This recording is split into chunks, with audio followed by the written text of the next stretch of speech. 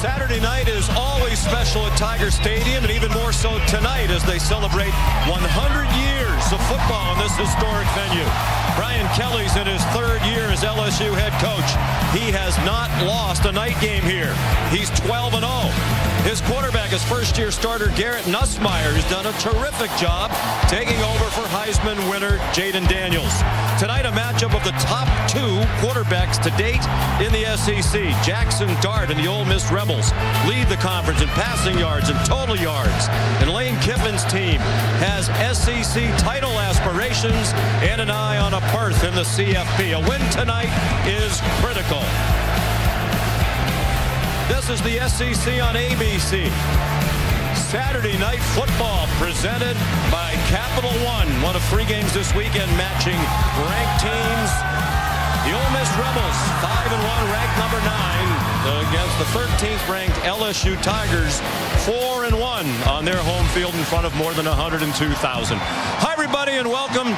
I'm Sean McDonough along with Greg McElroy. Delighted to have you with us. We're just at the mid-season, but in many ways this feels like a possible elimination game with an eye toward the 12-team college football playoff. Right now, according to the All-State Playoff Predictor, Ole Miss has a 55% chance of being in the field, LSU 14. But with a loss tonight, those numbers drop dramatically for Ole Miss down to 25%, for LSU just 8%. So a really important game for both teams. They know that they should get good quarterback play tonight. Jackson Dart is averaging 350 passing yards per game. That leads the SEC. It's third in the country behind Cam Ward of Miami and Kyle McCord of Syracuse. And second in the conference is Garrett Nussmeier at 330 pass yards per game. That is fifth in the country.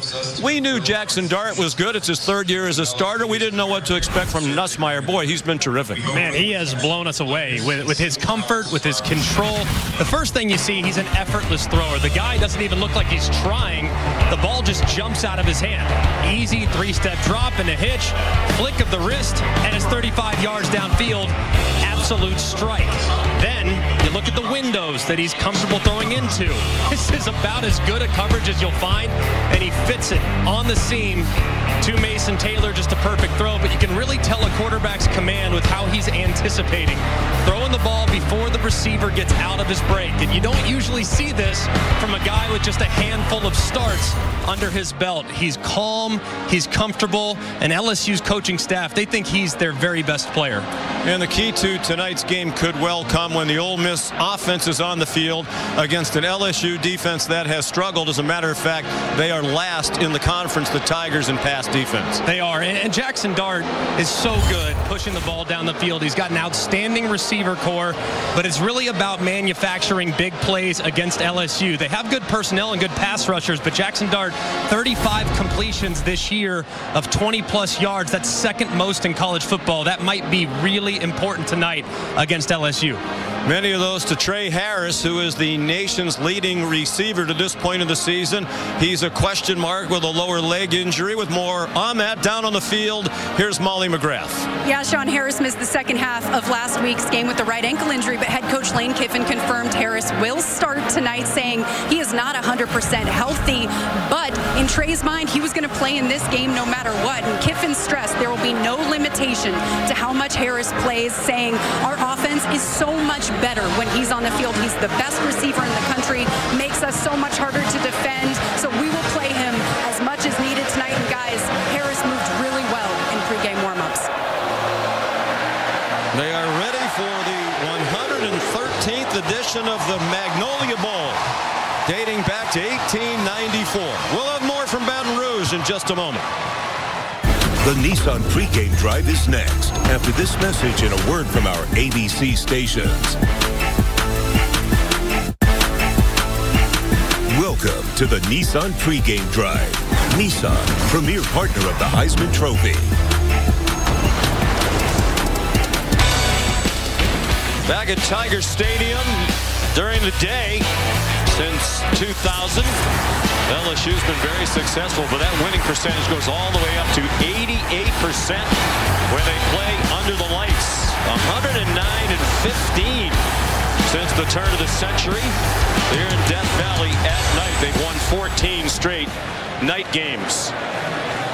And this crowd plays a huge part in that. They get fired up all day long. And they're ready to go at kickoff. It was a hot day here in the capital of Louisiana. The temperature got up around 90 degrees, but as the sun has set, very pleasant evening in the low 80s now, with virtually no breeze as the teams get ready to take the field.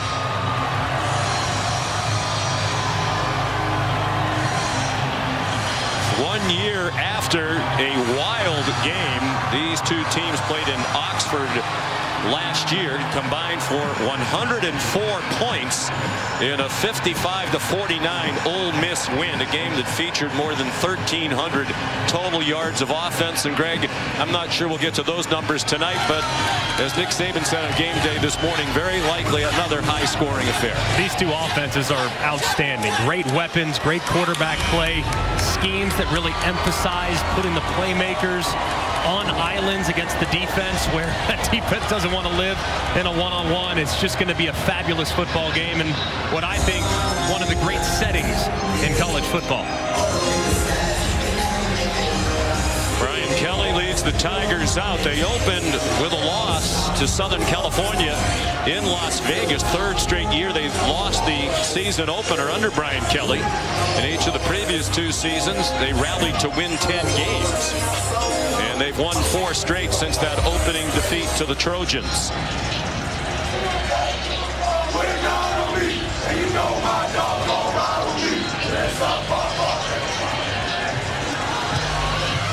This crowd ready to greet them. It is homecoming weekend on the campus of LSU. In addition to the celebration of 100 years of Tiger Stadium tonight, they have about 150 former LSU players on hand for those festivities.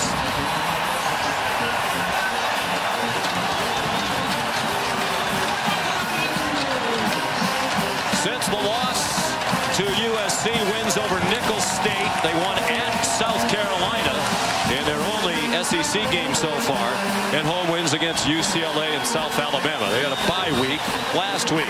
This has been the Nissan pregame drive. Kickoff next. Now a look inside Nissan's Heisman House.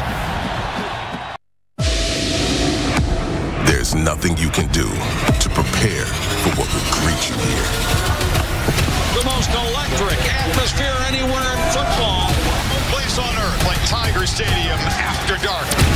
Still, there are those who dare to walk through this valley. Dominate your opponent. Play fast, free, physical. Triumph here is possible with a potent attack. Touchdown, Ole Miss! A cunning persistence and confidence. This is a great day to play football right here. It does not matter what the crowd is. It doesn't matter now. None of that matters. There's no turning back now. It's Saturday night, and we're in Death Valley.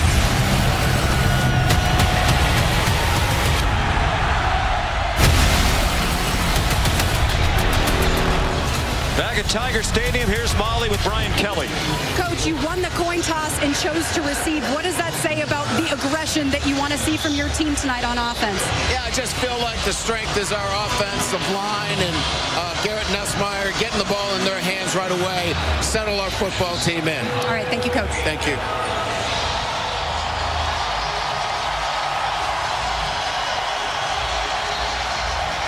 So Caden Davis will kick off. Very strong leg in 2 years as the kickoff man for the Rebs, 84% touchback percentage. Xavion Thomas, a very dangerous return man for LSU. First-year transfer from Mississippi State, where he had both a kickoff return and a punt return for a touchdown. And we're underway, and this will be another touchback.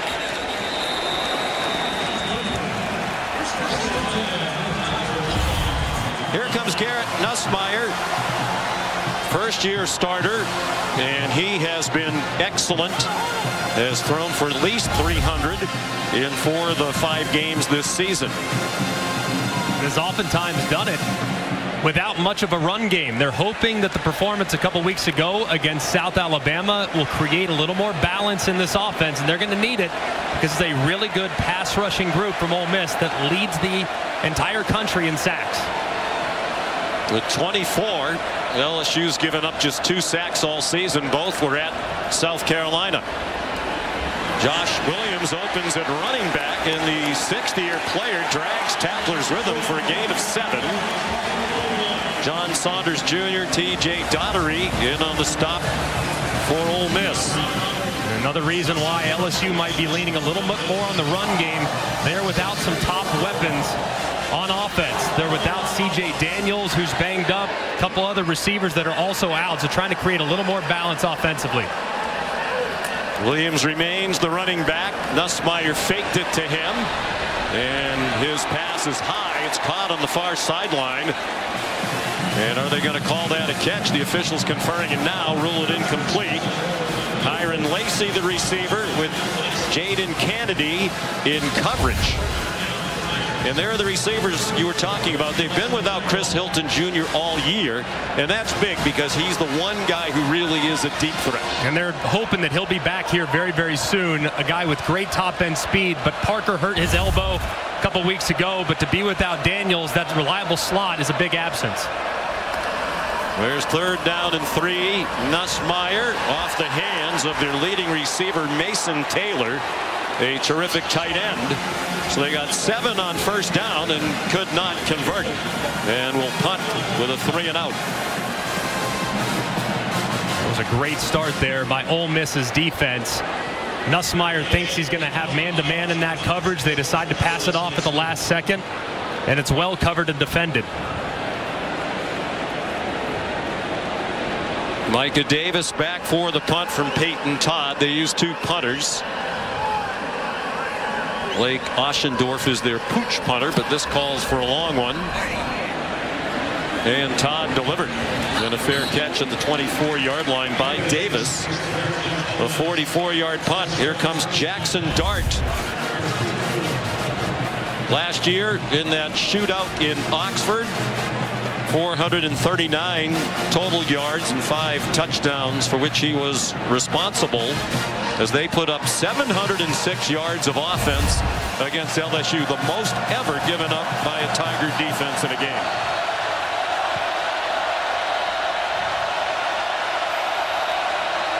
Henry Parrish Jr. is the running back, and he takes the toss from Dart and slips as he approached the line of scrimmage. No gain. This is an offense that relies heavily on tempo. So getting off to a good start, being efficient on 1st down, and making 3rd down very manageable is a big part of who they are. Quick completion here to get it back to 3rd and short. They have a flag before the snap. The crowd already a factor.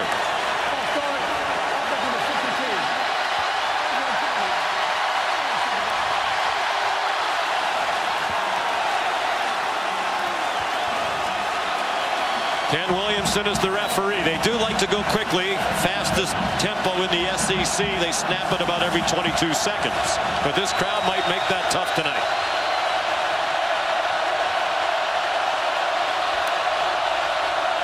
On 2nd down and 15, Dart throwing deep and running open. Trey Harris could not hang on. He got behind the beleaguered LSU secondary, and they miss a chance for a huge play. And play action forces Sage Ryan, the safety, to bite down. It was easy for Harris to get behind the defense, and I wonder, being limited in practice all week, few on repetitions, he drops it. It's right there. It's a perfect throw. Huge missed opportunity. Big miss right out of the gate for Ole Miss. Dart doing the best he can to holler some instructions to the offensive line. Parrish to the 24. And each team with a 3 and out to open the game. And this is by far the most raucous atmosphere they face. South Carolina's loud, but Lane Kiffin said we know it's going to be even that much tougher with this crowd tonight. And it wasn't very loud given the way Ole Miss started as well. So not a great start for their offense to try to take the crowd out of it. Well, they took the crowd out early in Columbia last week when they jumped out to a quick lead. The punt by Frazier Mazin and a fair catch by Xavion Thomas. This should have gone to the house. Lane Kiffin can't believe it.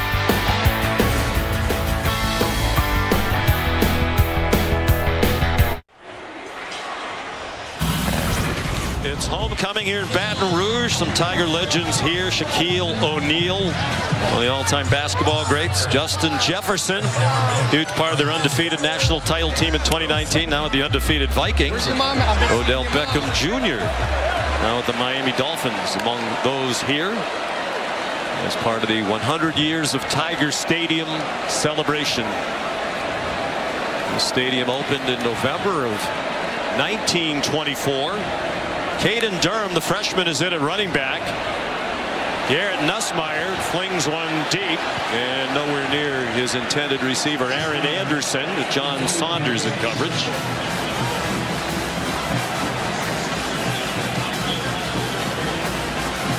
Nussmeier 6'2", 200 pounds. Terrific genes. His dad, Doug, played in the National Football League and the CFL, was drafted by the New Orleans Saints. Been a coach for a long time, now the QB coach of the Philadelphia Eagles. As you might expect, Garrett lived all over, growing up 8 different places in the United States and also in Canada. Nussmeier, the play fake. Mason Taylor, the tight end, dropped for a loss. Well played by Trey Washington, the senior. And this is what LSU has to avoid here tonight. They only have 5 third-and-long attempts all season up to this point. And this is where Ole Miss thrives. Excellent pass rushers, a lot of athleticism on the front. So would anticipate big number 2, Walter Nolan, working against DJ Chester, the center. That's a matchup that will be very difficult for LSU in the middle of their offensive line. Chester is the only first-year starter on one of the best offensive lines in the country. They protect Nussmeier very well. It's caught, but the receiver was out of bounds, Lacey, and came back in. A flag is thrown. He got the first down to midfield, but that one is almost certainly going to come back.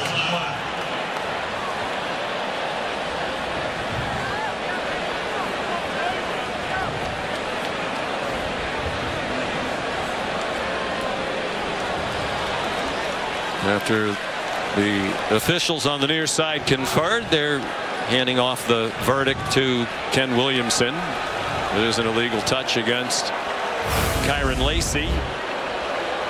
Is it? Very physical secondary. As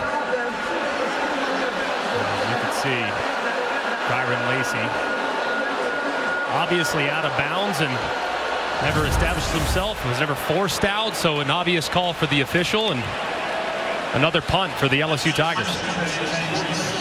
Well, Brian Kelly elected to receive the kickoff because the offense clearly is the stronger of the 2 main units, better than the defense.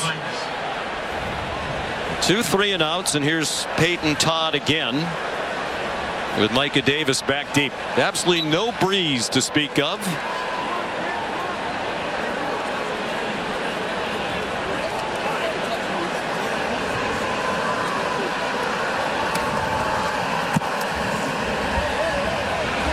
Another good punt right over by the sideline and dropped, but Micah Davis is out of bounds, so it didn't matter.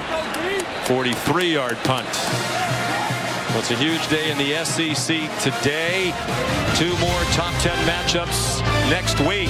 Starting at 3:30, we'll be in Knoxville for number 7 Alabama, number 8 Tennessee, and then it's number 5 Georgia, number 1 Texas at 7:30. Your alma mater just did hang on today against South Carolina. Not good. Not good there in Tuscaloosa. South Carolina's a good team, scrappy team, and Bama gave them way too much life down the stretch. Here's Jackson Dart.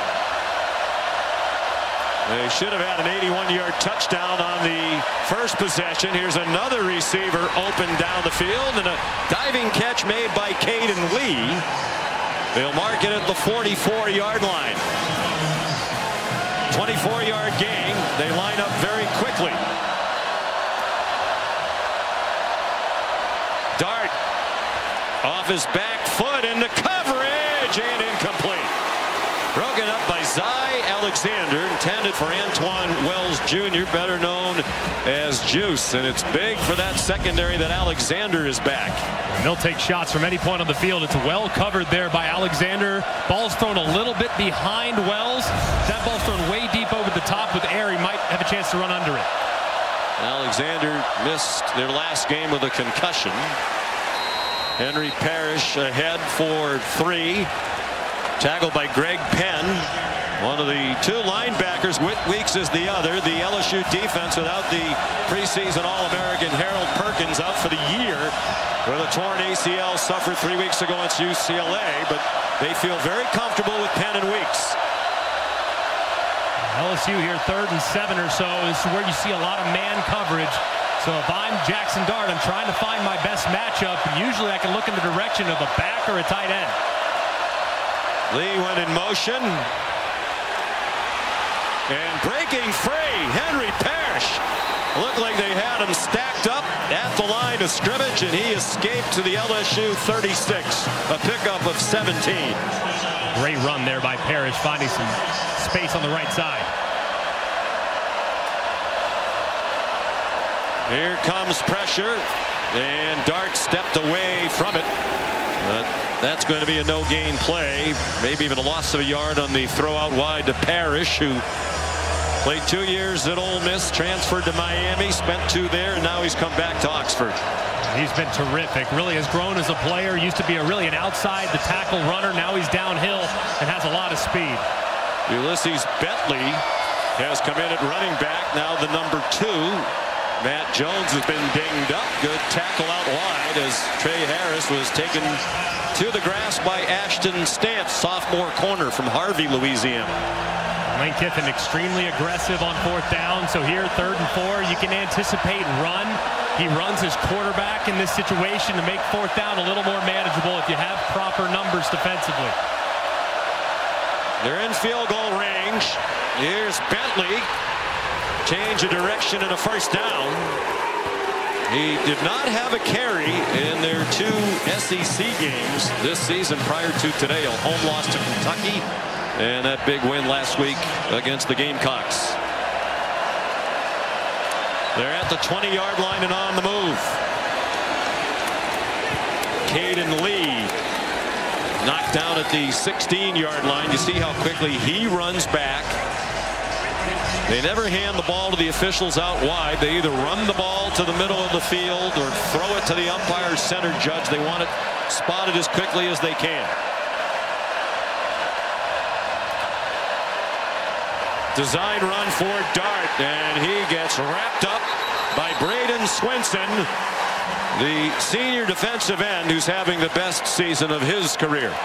What a revelation he's been. These 2 defensive ends for LSU, they are the strength. Swinson mostly lined up on the left side, but he will move around. And then Savion Jones, really big for them to play at a high level tonight against a suspect offensive line. Jones and Swinson have combined for 9.5 sacks. 10th play of the drive. 3rd and 6 from the Tigers 16. Not afraid to run it here either. Dart under duress, flag thrown. It's going to be a holding call against the right tackle, Micah Pettis. Dart weaves inside the 5. That's almost certainly coming back.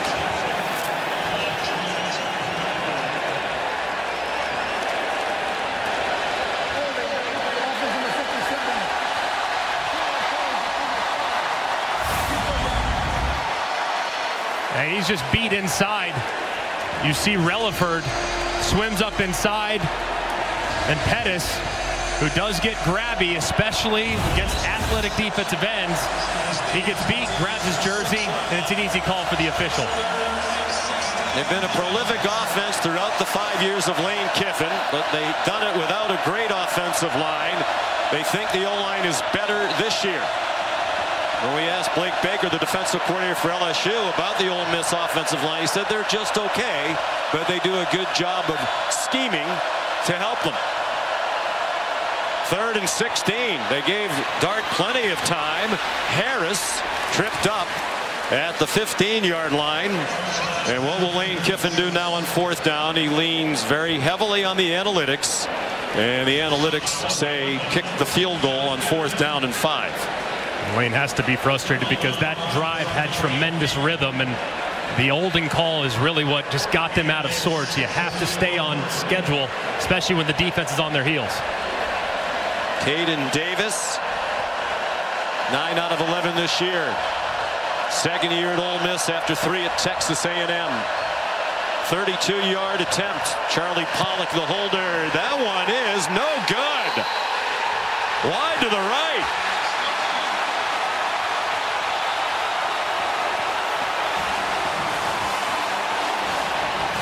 So they missed a chance for an 81-yard touchdown to start the game, and now they miss a chip shot field goal.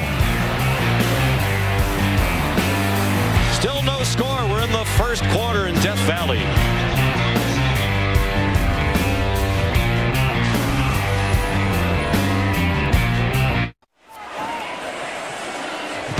Capital One cardholders can get their own rewarding performance when they redeem their credit card rewards for tickets to exclusive events and experiences on Capital One Entertainment. Scan the code on the screen to learn more. Capital One, what's in your wallet? Ole Miss has lost its last 7 trips to Death Valley. They should have the lead right now, more than midway through the 1st quarter, but it's still scoreless. The Tigers' 3rd possession from their own 20, looking for their first down. They have 6 yards of offense. Caden Durham, the freshman running back, gets the carry and lunges ahead for 1. Did well to get that. J.J. Pegues, who was a question mark entering the game, is out there, and he made the tackle. He's been bothered by a shoulder injury of late. They have really improved in their front 7 defensively, not just along the defensive line with the addition of Pegues. Well, Pegues has been there, but Uman Mielen, Walter Nolan, but the linebackers have been outstanding as well. Caden Durham's become their leading rusher, really helped them come back to win the game at South Carolina. Nussmeier has it deflected up in the air, and it is intercepted. Jamarius Brown brought it back inside the 15-yard line. So an awful start for Garrett Nussmeier and the LSU offense. And the Rebels take over the 13-yard line. A lot of pressure off the right-hand side. Nussmeier tries to get rid of it, and it just hits right there and just pops right up in the air. Hits his left tackle, Campbell. It's deflected again by Paul. And then right there in the awaiting arms of an Ole Miss defender. Just an incredible play and pass rush off the right-hand side, and a poor decision by Nussmeier by throwing it up, and very advantageous by Brown to reel it in. 5th interception of the year thrown by Nussmeier. I don't think Jamarius Brown, the true freshman from Moss Point, Mississippi, envisioned he'd have an interception tonight, but he has the first of his career. Dart, toss to Parrish, and he gets hit hard, and that's not a surprise. It is Whit Weeks, the sophomore linebacker from Watkinsville, Georgia, and he can deliver a blow. He's played outstanding football these last couple weeks. Looked like the first couple weeks playing a little bit apprehensive, but man, he has been going full speed the last few weeks, and the defense has benefited as a result. Made a big hit at the goal line in the last game 2 weeks ago against South Alabama, knocked the helmet off the Jaguars quarterback Gio Lopez. Parrish straight ahead and driven back as he crossed the 10-yard line. Major Burns and Greg Penn there. 3rd down and 6.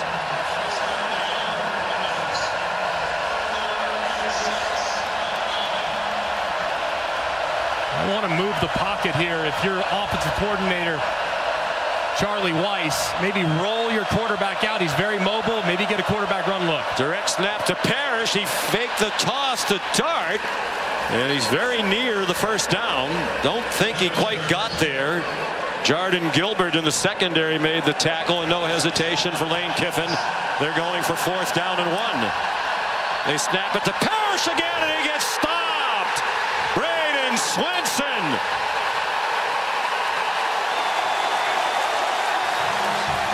It's been the offense that has carried the defense for most of the year for LSU.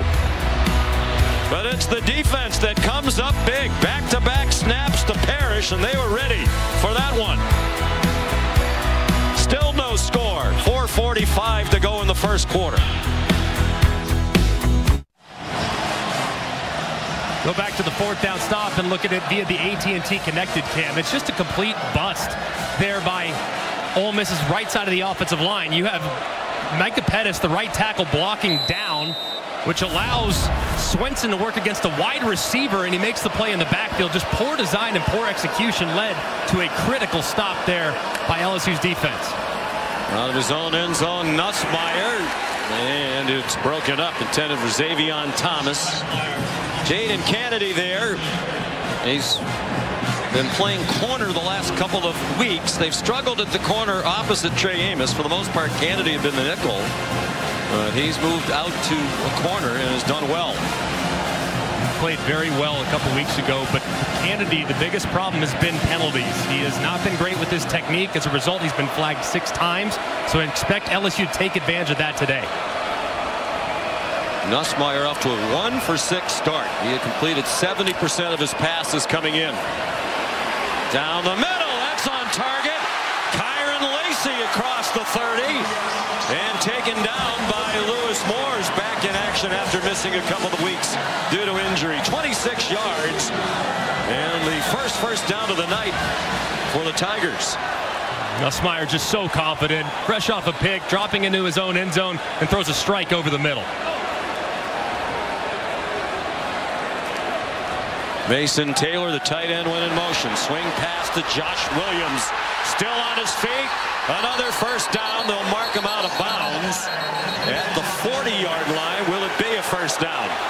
They are moving the chains on the far side. So far, LSU has not had a lot of success running it between the tackles. So they're going to try to test the edges, test the perimeter of this Ole Miss defense. Great chances for Ole Miss to drop in what likely would have been an 81-yard touchdown on their opening possession. A missed 32-yard field goal. They took over the 13-yard line after an interception and were stopped on downs. LSU hasn't done anything until this possession. Williams remains the running back. Gets the call out of the pistol. And he gets thrown down at the line of scrimmage. Sontaran Perkins made the tackle. He's been excellent and has seen more action than perhaps they expected. Princely Uman-Mielen has been in and out of action. A fine defensive end. He was a question mark tonight, and I don't think we've seen him on the field. They think he's going to primarily, hopefully, assuming he's good enough to go, be used mostly on third down. He's really a great pass rusher, but he's really developed into a more well-rounded player, so hopefully he can get back out there in situational spots. He has played a little bit tonight. The coaches did tell us it would be almost exclusively on third down. Battling an ankle injury, Nussmeier runs out of time and throws it away with Sontaran Perkins nearby again. It's now twice for LSU's offense, third and long situations, and you just can't put your team in a situation like this. Ole Miss is very aggressive. Pete Golding does a terrific job. And Joe Sloan normally, after an unsuccessful first down, is able to get them back to a third and manageable. But now twice in just their first few possessions, they're way behind the sticks, which allows these pass rushers to really tee off. First-year play caller Mike Denbrock went back to Notre Dame to be the offensive coordinator after he led that historic offense here at LSU last year. Nussmeier throws, and it's behind Lacey with Isaiah Hamilton in coverage. The senior transfer from the University of Houston in his hometown of Houston, Texas. And they're really going to try to take advantage of the center, Chester. He's the guy that's least experienced, not crazy gifted, crazy talented. They're going to take the best pass rusher, Nolan, line him up over the center, and force LSU to put more attention by keeping backs in and chipping that outstanding pass rush. He left Durham in to chip him, and Nolan still put the heat on Nussmeier. Short wobbly punt. Micah Davis fielded it on the bounce. Hard to tell if it hit one of the coverage men on the way. 44-yard punt, 1-yard return. Here's Kevin Nagandi. Sean, time now for our Dr. Pepper Fansville studio update in Eugene. Dan, number 2 Ohio State scored first. Here comes number 3 Oregon off the fumble. Yeah, really good job of driving the football, take advantage of that turnover and punching it in for a touchdown. Jordan James in the end zone, but a bad snap in the extra point makes it 7-6 still Buckeyes. Back to you, Sean. All right, Kevin, thank you. Under 2.5 to go first quarter here. 4th possession for Ole Miss. Jackson Dart took it down and ran into the rush. Didn't know that Braden Swinson was behind him, and he got taken down for a 2-yard sack. Wow, that will go on Micah Pettis, the right tackle. That was really a coverage sack. Jackson Dart held onto that ball forever. He's got to cut it loose, especially knowing how good these defensive ends are. Speaking of Oregon, Swinson's a transfer from Oregon. 2nd year here. He was a 3-year Duck. Play action pass all day for Dart. Harris is open again and has it this time. And he's down at the 38-yard line of LSU. 47 yards on the completion. And LSU, they are very aggressive all over the field for new defense coordinator Blake Baker. But, man, they got to cover that post on the over. That's twice now. Harris has been wide open. Design run for Dart. The senior from Kaysville, Utah, to the 34-yard line. A gain of 4. He's a 3-year starter. Started his career in Southern California. 1 year there, primarily a backup to Keaton Slovis. They're 23-8 in his first 31 starts as a Rebel. Led them to 11 wins last year, the school record. He handed it off, and Parrish is dropped for a loss by Major Burns.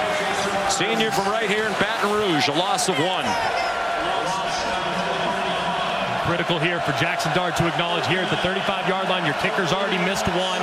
You cannot take a sack. You absolutely have to get this ball out and be mindful. Use your legs. If nothing's there and they over pursue with their pass rush, take off, and you might be able to find someone uncovering. Final half minute of the opening quarter. Dart manages to escape for the moment. Wants to run and gets taken down. Turned it into a gain of a couple. Got tackled by Greg Penn on what will likely be the last play of the first quarter. And a decision for Lane Kiffin on 4th down and 5. He has Joe Judge on his staff, the former Giants head coach, who is his analytics expert. They'll ponder it between quarters. ESPN's presentation of college football on ABC. We'll return after this message and a word from our ABC stations.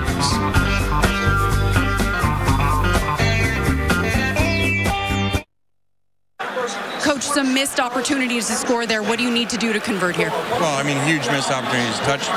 Touchdown that we dropped, very unusual. He ain't going to drop one of those again, and then we miss a field goal, and then we don't get cut off on 4th and 1. So, you know, to be 0-0 with all those mistakes, I like the feel of this game. I like how we're playing. We feel like a much better team right now, but we're not finishing the plays here. Are you going for it on 4th down here?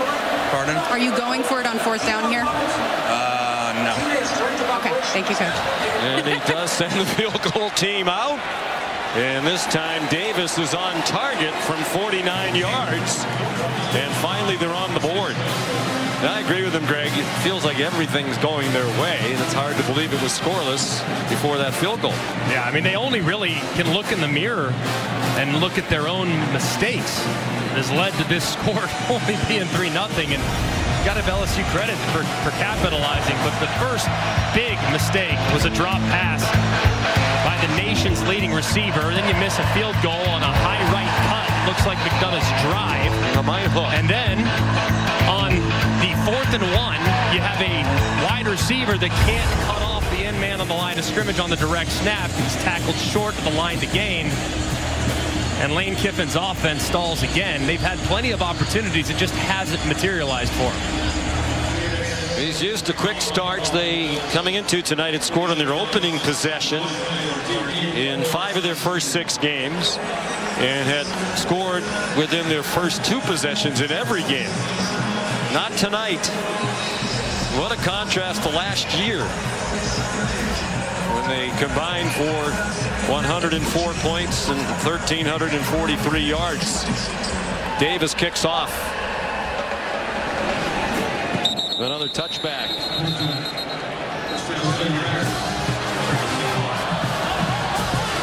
There's the Taco Bell Liv Moss student section all season long. Student sections around the country competing to be the Taco Bell Liv Moss student section of the year. Download the Taco Bell app to learn more. This LSU offense needs to find something. Joe Sloan's got to look and figure out a way to get the run game going a little bit. It's going to be perimeter runs. They're going to go with some stretch zone. They're going to utilize some pistol. They're going to run it to the edges. That's where they think they can have some success with their outstanding set of tackles. Emory Jones on the right and Will Campbell on the left. Most think they have the best tackle tandem in the country in Campbell and Jones. 4-yard gain for Caden Durham, who gives them a home run threat. True freshman from Oklahoma City, played his high school football at Duncanville in Texas.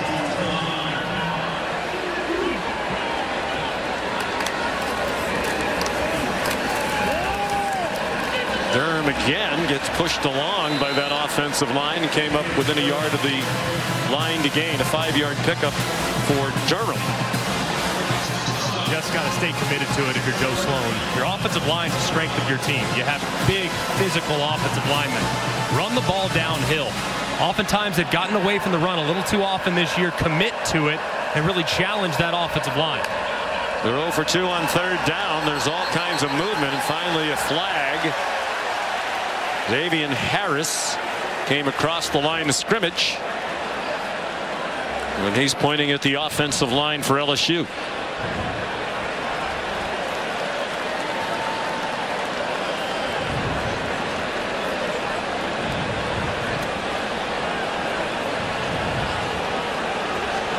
Not sure the officials are sure about this one.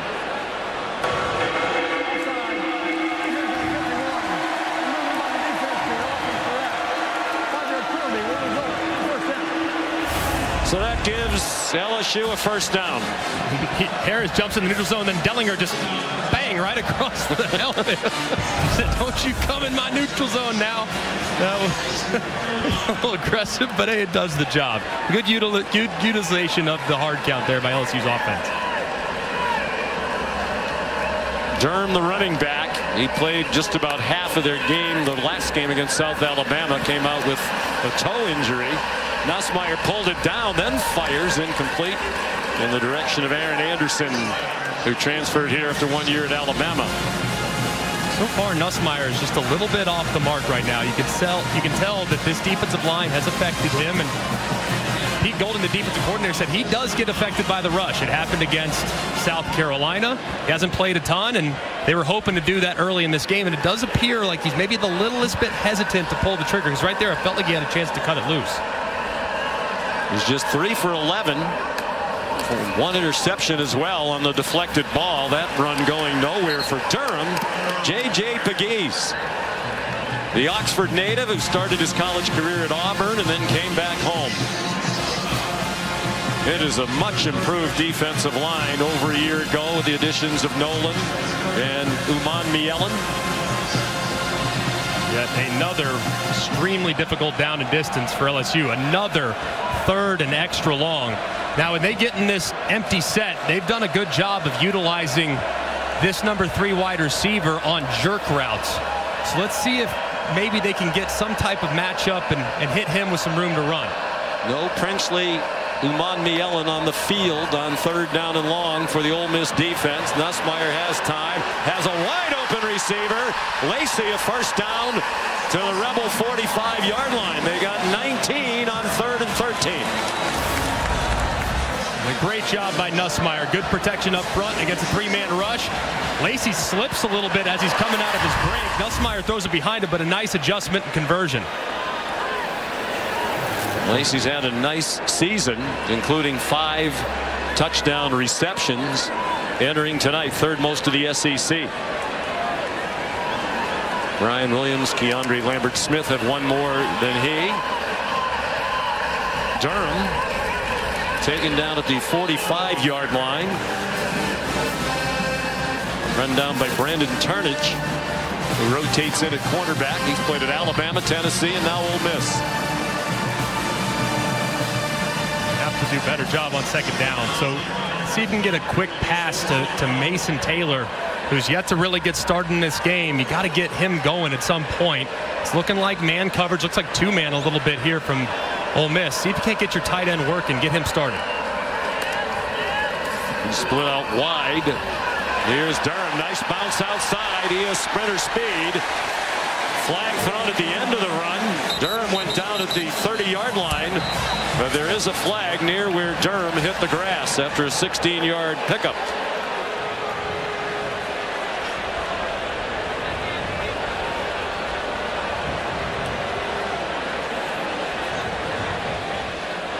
Block in the back. Offense number 2.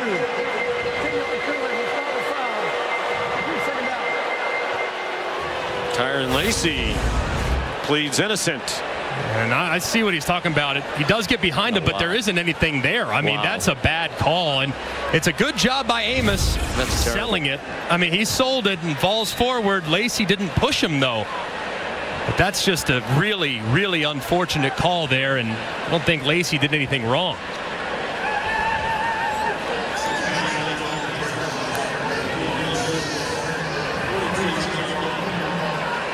Matt Austin, our rules expert, agrees that that should not have been penalized.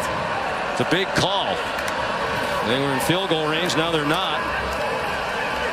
Josh Williams back across the 40-yard line. Here comes 3rd down and 3.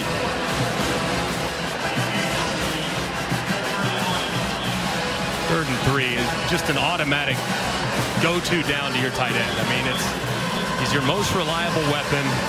Joe Sloan understands the chemistry that Nussmeier has with Mason Taylor. And if you get man coverage, zone coverage, doesn't matter. He's got such great feel. You got to look in the direction of Mason Taylor, who so far has had a really quiet night. He's right here. Look at that tight end right there as he's working across. He's a lead blocker for Williams, who gets half of what they needed. Got a yard and a half. Nice tackle made by Kilo Stone. Backup defensive tackle.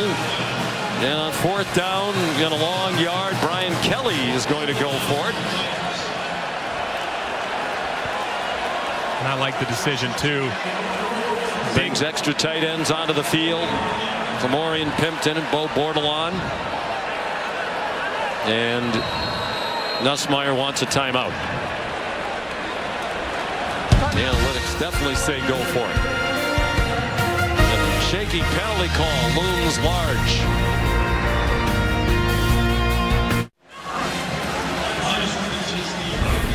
You're watching the SEC on ABC from Tiger Stadium, Baton Rouge, Louisiana, Death Valley, celebrating its 100th year. Here's 4th down, officially 2. LSU down 3-0 early in the second quarter. Caleb Jackson has come in and running back now. And he gets dropped for a big loss. Sontaran Perkins blew it up. Boy, that was a strange call. Long developing running play there, Greg. And especially with no threat from the quarterback to run the football. They go with a little bit of a read sweep. You can also throw it underneath on a shovel pass. But Sontaran Perkins plays it perfectly, keeps his shoulders square, and he goes and makes the play in the backfield. Just really poorly executed there by LSU, but an outstanding play by the Ole Miss defensive end. Who's an edge player up around the line of scrimmage. He's just 210 pounds, sophomore from Raleigh, Mississippi. So the Rebels take over from their own 41. Jackson Dart, 6 out of 8 for 92 yards passing. Ulysses Bentley dropped at the line of scrimmage. by Whit Weeks from a Georgia football family. His dad, David, played center for the Dogs in the early 90s. Whit grew up not far from Athens, dreaming about being a Georgia Bulldog, but as he got older, he decided it's time to go see some of the rest of the world. Has come here to LSU and is having a great experience. Dart broken up, well covered.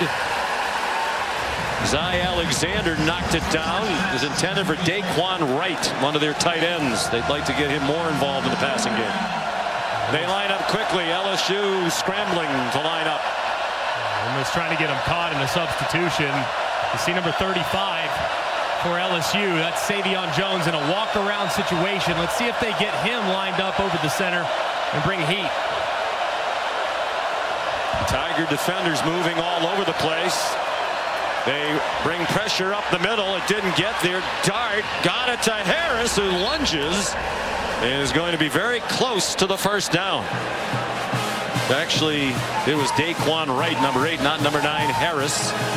5th catch of the year for the junior.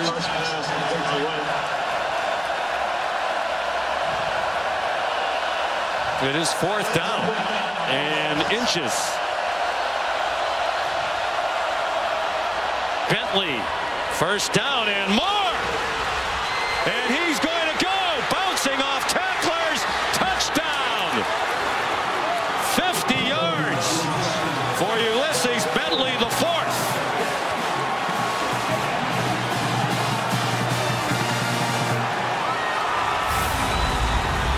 And it looked like this was going to be bottled up. You see number 8, Major Burns. He's all over it. I mean, he sees Bentley. He's out to the outside. Then boom. Bentley puts his left foot in the ground, cuts back to the right, breaks a tackle. And there's nothing between him and the goal line. That's just an outstanding run from Bentley. Was pushed aside, buried on the depth chart. And the injury to Jones has opened the door for him to get more opportunities. And he pays it off right there with an outstanding 4th down run. And then many Rebel fans wondering where he's been. As we mentioned, had not had a carry in their 2 prior SEC games. Took that one the distance. The extra point's good. Lane Kiffin and the Rebels on the road. Now up 10-0.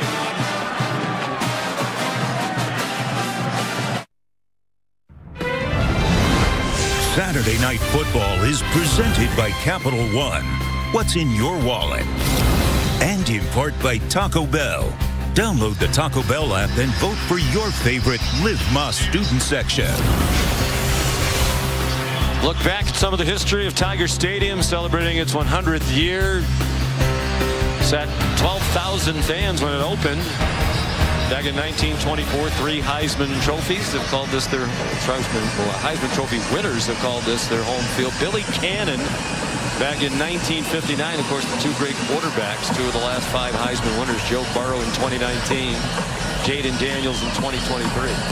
Now it holds more than 102,000, the 5th largest stadium in the country. And speaking of Billy Cannon, as the kickoff's a touchback. Halloween night, this became known as the Halloween Run, the most famous play in the history of this long rivalry. An 89-yard punt return in the 4th quarter as LSU defeated Ole Miss 7-3.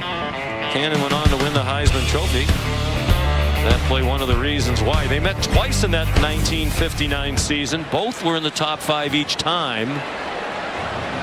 New Year's Day in the Sugar Bowl, number 2 Ole Miss got their revenge. They beat number 3 LSU 21-0. What a colorful rivalry this is. Flag down on the snap. Josh Williams wide open on the catch. Upended across the 40 by Jaden Kennedy. 17 yards if it stands. Offside, the indication by the headline judge, Stephen Ray. Offside.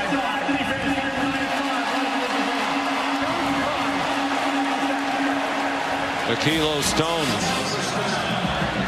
It needs to be something that LSU continues to get to. Their backs are some of their better players. Josh Williams, outstanding. Caden Durham's got tons of explosiveness. They need to utilize that underneath passing attack and get some of their guys moving. They haven't really gotten Xavion Thomas involved yet. He's got tremendous speed. So they got to get their guys started right now because their offense feels like it's in a bit of a rut. This really feels like an important drive for LSU. Down 10-0 now. Nussmeier. Intended for Kyron Lacey and well defended by Trey Amos. The transfer from Alabama. That's just really nicely done by Amos, too. He's got great length, and you see the recovery. He got spun around a little bit on the press bail technique, but that long arm, being able to reach out there and knock that ball down. He's 6'1", but he's got great length, and he's a very physical piece on the outside, and really hasn't been bothered by how strong these wide receivers are for LSU. And a little handsy from time to time. This season, they've had a problem with penalties in the back end. Josh Williams. Stacked up after a pickup of 3 for the 6th-year graduate student from Houston, Texas. And what a student he is. Graduated with a 3.4 in marketing. Earned an MBA last December. He's one of the semifinals for the Campbell Trophy, the top student athlete among college football players. The academic Heisman, as it is sometimes known.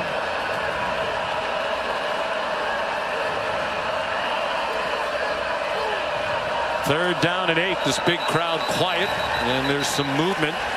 And it'll be a false start against LSU. False start, offense in the 70. 5-yard penalty. Remains third down. Miles Frazier, the 3rd-year starter at right guard. Got another situation. Has to beat 3-4 times so far where LSU has been way behind the sticks. Brian Kelly has to be very frustrated with his offense on 1st and 2nd down. I mean, here, empty formation. You're going to have soft coverage underneath. I'd work Mason Taylor here in this number 3 to the field. All-time leading receiver among tight ends in LSU history. They send him deep down the field. Nussmeier throws on the run, wide open, and a first down to the Ole Miss 40. Xavion Thomas, a gain of 18. That was nice design there by Joe Sloan. They used Taylor to run right through the middle of the defense, and they sneaked Thomas in behind him on a deep in-cut route. And a nice conversion using their tight end as a decoy and bringing the Thomas underneath, who goes off looking as though he's a little hobbled. Already battling a number of injuries at wide receiver. Shelton Sampson, redshirt freshman, came on. He does not have a career catch. Nussmeier dodged the rush. He's on target. Kyron Lacey, first down at the 12-yard line. 27 yards on the throw by Nussmeier, starting to settle in. And just a great job moving in the pocket. Will Campbell, the left tackle. Perkins beats him up field, and great job by Nussmeier sliding, keeping his eyes downfield, and throwing a strike for a big conversion. Completed 4 of his last 5. He's thrown for 300 plus in 4 of the first 5 games of the season. Only other LSU quarterbacks ever to do that, the Heisman winners, Burrow and Daniels. And now he's thrown a touchdown to Trey Des Green, the true freshman from right down the road. His 2nd career touchdown, a 12-yarder.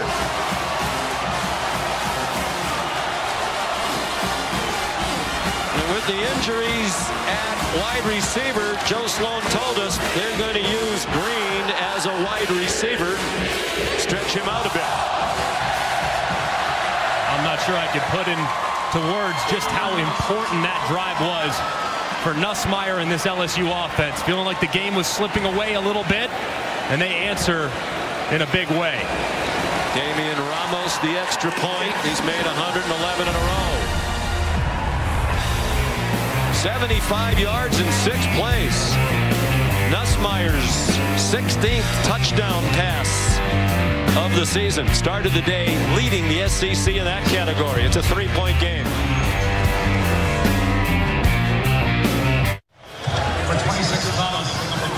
Basketball season ready to tip in 23 days. SEC Network, the home for SEC Basketball Media Days. Tuesday for the men, Wednesday for the women. 11 a.m. Eastern Time start both days. Press conferences, interviews, team previews. 10-7 LSU leads. 5.5 to go till halftime. Sean McDonough, Greg McElroy, Molly McGrath in Death Valley. Aaron Burrell, the true freshman with a big leg, kicks the touchback. His 25th and 26 kickoffs. Time now for our Modelo playbook. Just perfect design. Looks inside like it's going to be a handoff, but it's actually an RPO, and look at the effect that it has on Moore, the safety. He flies into the backfield, and the big 6'7" Green sneaks right in behind him. It's a perfectly thrown ball by Nussmeier, and a big answer from the LSU offense. So Ole Miss starts from its own 25. Dart takes off running. They had pressure on him. Don't know if it was a design run or if the traffic made him pull it down, but either way, he went for 17. Paris Shand had the pressure. Such a great runner and very decisive when he decides to get upfield. Much improved player, team leader. Just 21 years old.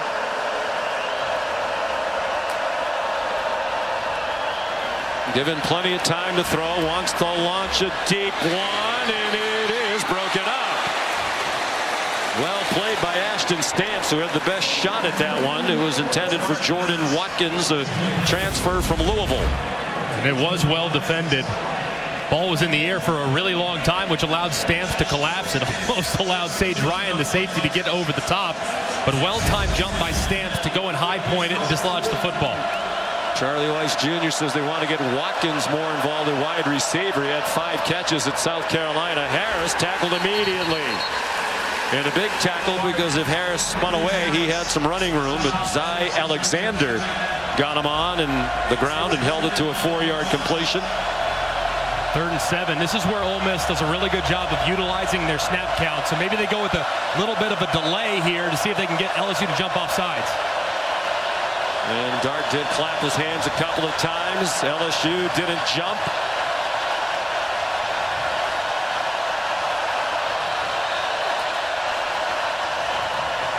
Dart caught. First down. Caden Priestcorn, the tight end, for an 11-yard gain. His first catch of the night to the Tiger 45. This is where Ole Miss's offense gets very difficult to defend. You're on the 5th play of the drive. You're on the far hash on Ole Miss's hash. Gets very tough from here. Now quickly to Caden Lee. Ordinarily the slot receiver. They have played him out wide in recent games. He got knocked down across the boundary after an 11-yard gain and another first down. Ole Miss will just keep it on that right hash over and over and over again. That way it's way too far for the LSU defenders to run all the way off to get a substitution.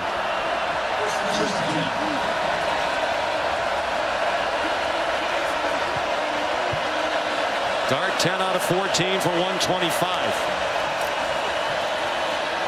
Bentley, the 50-yard touchdown run on 4th down. Their longest 4th down run since 2004. That run got 4, and we're down near 3 minutes to go now in the half. 2 timeouts for LSU and all 3 for Ole Miss.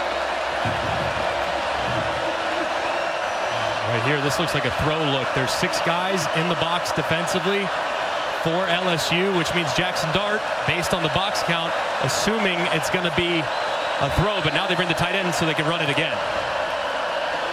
They fake the handoff to Bentley. Dart weaving, stumbled. Had some running room if he could have gotten outside to his left. But Gio Paez was there with Deshaun Womack. On come the pass rushers for LSU too. Swinson and Jones got a couple plays off there, and now they're fresh. Keep an eye on number 4, Braden Swinson, the best pass rusher, working against the right tackle. He's at the top of the screen.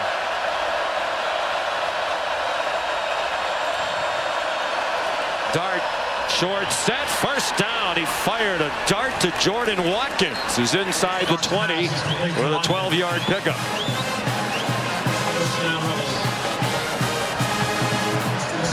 Nifty drive, the 9th play upcoming. 2 minutes to go, and here's the stoppage. 2 minute timeout. And after the first scoreless first quarter in this rivalry since 2006, and they play every year, both teams on the board here in the second quarter.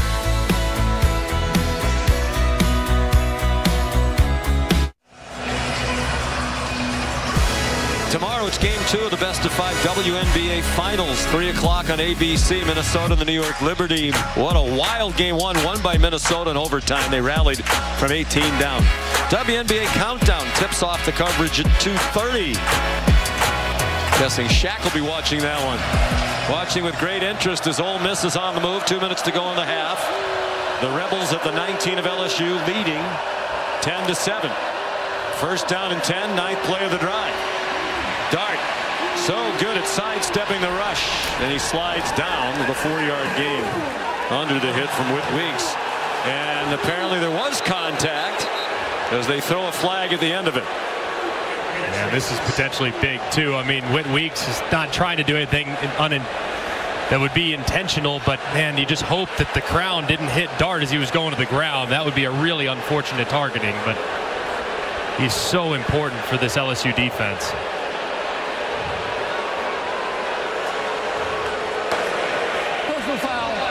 Oh, wow. This would be an enormous loss if the targeting stays.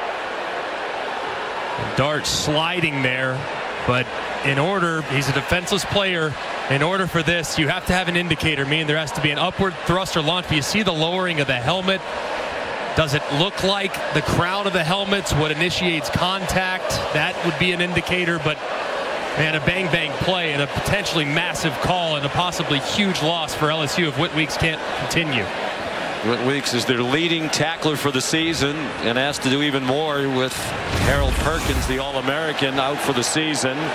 Let's bring in Matt Austin. Matt, you've seen a few replays now. What do you think? I have, and since the quarterback is sliding, he is a defensive player, so all it needs is a hit above the shoulders or to the head and neck area. I mean, it doesn't have to be a crown, and as Greg said, there does have to be indicators. There is a lowering of the head. He is attacking with force. Since the call on the field was made, I think replay can confirm targeting. I understand it by the letter of the law. I get it. I don't like it, though. I mean, I feel like as a football player, I can somewhat judge intent. And right there, it doesn't appear like Whit Weeks is not going in for a kill shot. He's simply trying to make a tackle. The quarterback decides to slide late, and it's circumstantial. So I wish that this would be a scenario where, okay, that's fine. If you want to flag him, cool, but he gets to stay in the game. So I just hate when situations like this arise because sometimes the defense is already at such a disadvantage playing in modern era football that it just is really unfortunate that he might not be able to continue when it didn't appear like he had done anything really all that wrong. Do you want to rebut that, Matt? No, I agree with Greg. You're getting into a different conversation, the personal foul 1 versus 2. I agree with that. I don't think that will get any traction with the conferences. The other thing to think about in this play, now that I've seen it again, is if a defender is pretty much just holding his ground versus coming forward and absorbing a blow versus delivering one, that could also be something you're taking into consideration here because he was not running full speed. He's standing there and he basically fell forward, leading with his head. Right. It's also hard on tacklers, not just in that instance when the target changes, obviously, with Dart going down into a slide. What would you ascertain from the fact that the referee is now writing some notes? Well, usually when you're writing notes, you're going to change the ruling on the field. If everything stays the same, you don't have to move the ball or anything like that. So it's hard to tell, but my guess would be that they may pick it up. Weeks from such a football family. His older brother West is on the team, also a linebacker. Their younger brother Zach's a junior in high school and a very talented linebacker being recruited by a lot of powerhouses, including LSU. He's here. Review, the runner was sliding, and therefore there was not a hit. It's on the helmet. There is no foul for targeting. It'll be second down at the 15-yard line for Ole Miss. There'll be a 10-second subtraction opportunity we're going to discuss with each side. It was hard to understand with the problem with the microphone, but I think he said there is no foul for targeting. And I think that's the right call. I didn't see any upward thrust. I saw that there was some helmet-to-helmet contact, but I think it's the right call. I really do. And I know that it's all about protecting ball carriers and, frankly, protecting tacklers. Don't lower your head. That protects the tackler. But either way, it's just a very tough bang-bang play, and I hate to see a guy's night end because of it. Lane Kiffin still not sure they got it right. And I don't even know if the crowd knows, because the call was muffled by the feedback from the referee, Ken Williamson's microphone. But it's a LSU defense that's a work in progress and cannot afford to lose its leading tackler.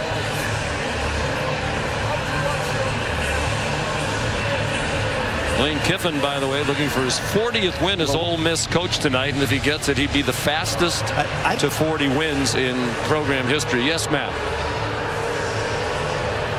Did you want to add more, Matt? We heard maybe he's just talking to our esteemed producer Phil Dean. Well, the referee made an announcement that there's a 10-second subtraction here, and I'm not sure why there would be. There was not a first down. The only clock stoppage was the foul, which a flag was thrown on the play, so that's the natural stoppage. Let's see. Hang on a second, Matt. We're going to get another announcement.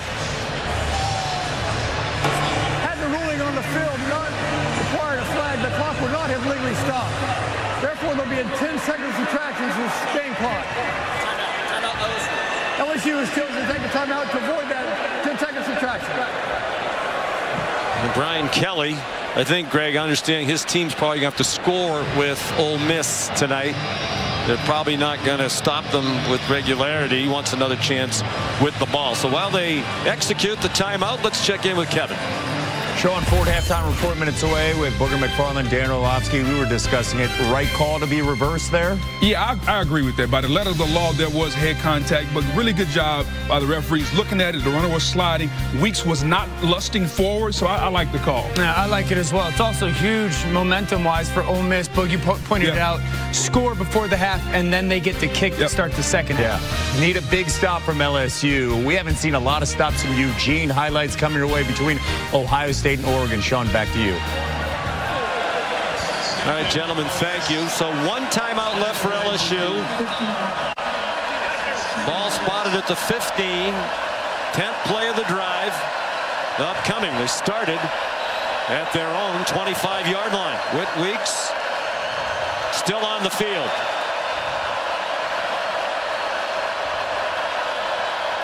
They send Henry Parrish out wide. Design run for Dart, and they were ready for him. Ripped down by Braden Swinson. Dart got just across the line of scrimmage, perhaps a half-yard pickup. Another timeout by LSU.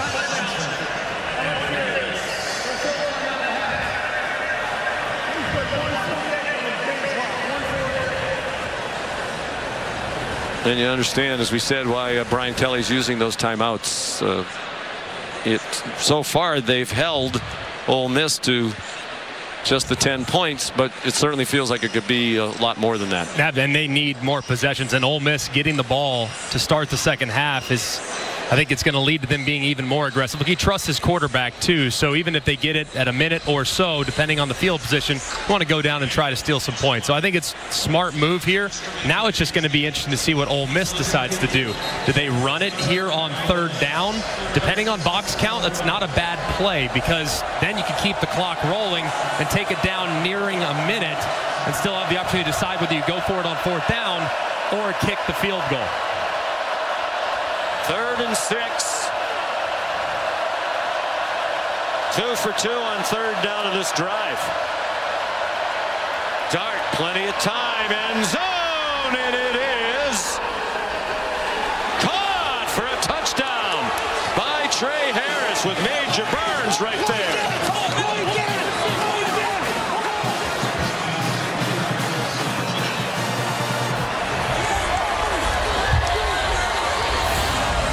Man, what a big-time catch by Trey Harris. Had the big drop earlier. Dart won't lose faith in him, that's for sure. He goes up and over Burns. The ball's thrown low. I mean, this is an impossibly difficult catch around Burns, who's in good coverage, but the strength of Harris with his hands holding the ball up against Burns' back and going to the ground for the touchdown. What a great play by the Ole Miss wide receiver. One of the catches of the season. by Trey Harris, the nation's leading receiver. 15-yard touchdown, and Caden Davis on for the extra point. So Harris dropped one that would have been an 81-yard touchdown at the start of the game. His 4th drop of the year, which is one more than he had all last year, but this one might atone for it. And this is a great job by Jackson Darcy. Look at his eyes starting to the right to widen that safety to give yourself plenty of room to work the one-on-one with your best receiver against the nickel and slightly undersized Burns. Just an incredible catch, which gives Harris the freedom to go over and whack. Whoa, no. Oh, boy. Oh, no. Oh, you can't. Not with Shaq in the house. No. Not with Shaq Diesel in the house. You got to throw it down. Give him another chance. You got to end on a miss. Wow. I think that rim would be about chin high on Shaq. I think that's one where it's like, you know, you're going to hear about it the next day from your buddies. Like all the guys, I bet you Lane Kiffin shows that in team meeting. First chance he gets, that one you're going to have to live with, unfortunately. So Trey Harris coming off a season low 81 receiving yards in their last game at South Carolina, and that's because he played a half, missed almost the entire second half due to that foot injury that made him questionable for tonight. He has 5 catches for 84 in the touchdown. Davis's kickoff's the touchback. Here are the college football rankings. Brought to you by Capital One. Number 1 Texas. Big win in the Red River rivalry over Oklahoma. Ohio State number 2. At number 3 Oregon, and that one's a dandy. How about Penn State? Yeah, rallied to beat USC. What's going on with Georgia's defense? 31 against Mississippi State as well. I mean, just a wild and unpredictable October that we're in the midst of here in college football. And credit to Notre Dame rallying back after the opening loss at Texas A&M. Clemson rolling now after its opening loss to Georgia. Nussmeier going deep. Lacey, single coverage, flag down. Greg mentioned it earlier. Kennedy's been a heavily penalized player, and here's another flag. Oh, and you hate to see it. Man, this is Lacey going down, grabbing his left knee. He lands so awkwardly at the end of this play. Pass interference, defense number 28. 15-yard penalty from the previous spot. Automatic first down. Well, the college football rule, it's not spotted the foul near the 35-yard line. And is this going to be another devastating injury to their wide receiver group? And an obvious pass interference, but you see left leg extending and just hyper-extending there, and Lacey going to the ground immediately and grabbing it. Man, you just hope he's okay. This was his year. He had waited. A couple of great players leave, and Thomas, and with Hilton sidelined, he's kind of been thrust into the featured role, and you just hate to see him go down in pain on the Tiger turf. Of course, off last year's team, they lost 2 first-round wide receivers. Malik Neighbors to the New York Giants with the number 6 overall pick. Brian Thomas later in the first round at Jacksonville. And then 3 receivers out tonight. Hilton hasn't played all year, coming back from a stress fracture. He'll be their home run threat when he plays, and they hope it's in their next game. Daniels, one of 4 receivers who had 20 catches or more to this point of the season, aggravated a knee injury, something that bothered him when he was at Liberty, from which he transferred here to LSU. And Kyle Parker was a little deeper down the depth chart, but he had been emerging. He's out for the year. Man, I can't tell you how relieved you must feel if you're on that LSU sideline to see Lacey walking off under his own power and kind of stretching out that left leg. Without having talked to the trainers, but man, to see him walking off without a ton of favoring of that side is massive. So the penalty brings the ball to the 40. Still time, 1:36, but no timeouts for LSU. They do have the freshman kicker, Aaron Burrell, who's not attempted a field goal, but Brian Kelly said he could make one from 65 yards. Nussmeier off the hands of Aaron Anderson, wide open near the Ole Miss 42.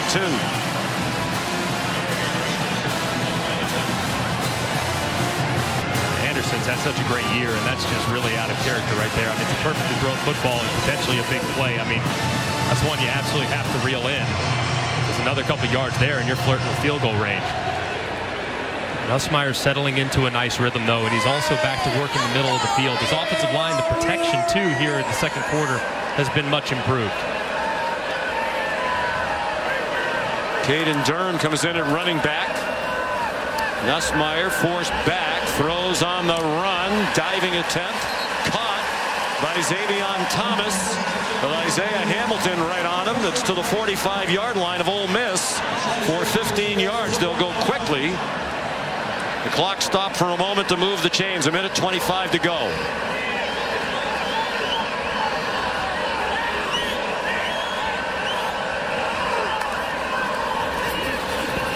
Nussmeier, that time a nice catch by Anderson, and another first down to the 33-yard line.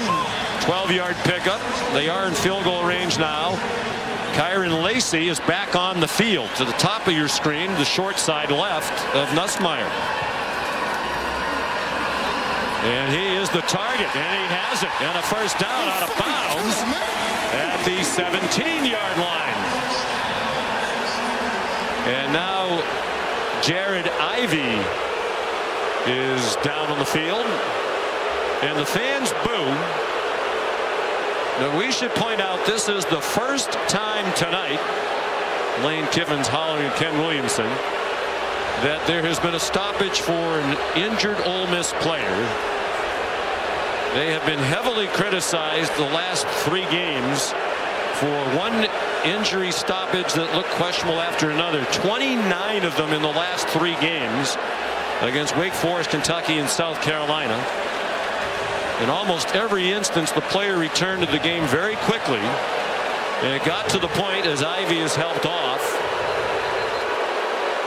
it got to the point where Ole Miss put out a statement last night and basically acknowledged they're aware of the criticism that feigning injuries is really, even though it's not against the rules, it's considered to be unethical in the words of the rule book, and that Lane Kiffin was going to tell his coaches and players about it. Clearly they've made a concerted effort not to fake injuries tonight. Yeah, much improved. But here, an example in which LSU has great momentum offensively.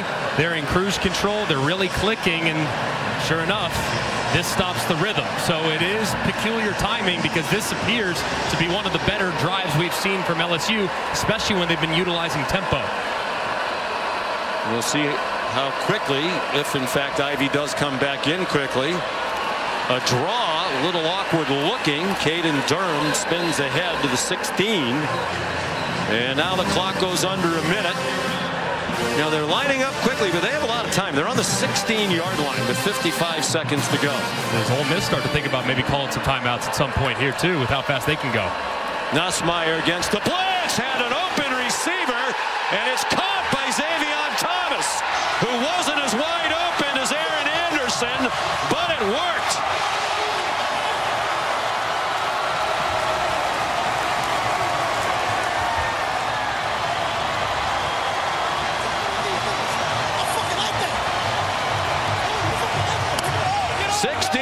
Touchdown, and what a drive. They went 75 yards in just 58 seconds and 6 plays. And credit Brian Kelly for great clock management, using his timeouts on defense. They're going to confirm the catch. Was it a catch by Thomas? Pretty well covered. Kennedy actually gets a hand on it. Ooh, the nose of the football goes down to the ground. Well, that can happen if he has control of it. Has to secure it on the way to the ground, and right there it's difficult to see. Does he have full control before the ball hits? Right there, the nose of the football right there, but does he have firm control at that point? It's difficult to tell. Ball definitely hits the ground, but it can, as long as there's firm control secured beforehand. I don't think he had firm control, but I also don't think we've seen conclusive evidence to overturn the call on the field. Matt, what do you think? From experience, I don't think there's any way this is a catch. He didn't touch the ball until he was almost already touching his elbows to the ground. It looked like his hands slid over the ball after the nose hit the ground. I think this is an incomplete pass. And do you see, okay, based on your experience, but do you see conclusive evidence on the replays to do that? Yeah, I thought the view from the other side of the field, with looking into the receiver's face mask, I thought you could see his hands slide down the ball on the ground. This is a great look at it right here. Ball's still moving at that point, it appears. The nose of the football touches the ground. And then it kind of rolls over the top. I'm with Matt. I think it's an incomplete pass. Of course, has to be indisputable video evidence beyond all doubt to I don't see that. I'm with you. I agree. I don't think he caught it either, but I still am looking for the evidence. And I think we've seen this year several instances where replay officials are ignoring that part of the charter and just say, well, you know, I'm pretty sure based on blah, blah, blah. But, you know, it's supposed to be conclusive by the video. Yeah. You're right. You're right. It is tough for me to look at it and think conclusively that there's enough to overturn, but it does look like that ball is moving. He's writing things down, which doesn't bode well for LSU, according to Matt Austin's experience. After further review, the runner did not control the ball going to the ground. Therefore, the pass is incomplete. Please correct the clock. 46 seconds. Well, they just need to get rid of the conclusive video evidence part of this thing then going forward and just make it my best guess based on what I think is that he didn't catch it.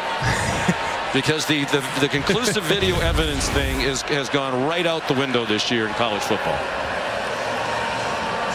That was a bang play for sure, and I do think I saw the ball move a touch, but you're right, it's tough to know if he has grasp before the ball touches the ground. Well, a huge call. It takes down the touchdown. The ball's on the 16, third down and 8.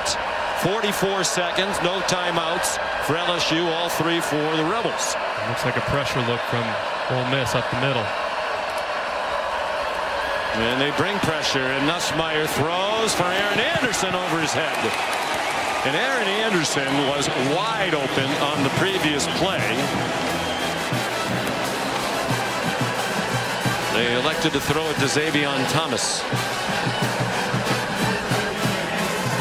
Pretty well executed drive there, though, by LSU. But the problem is, did you leave too much time for Jackson Dart, Lane Kiffin with 3 timeouts remaining? And by the time they get it, might be around 34, 35 seconds.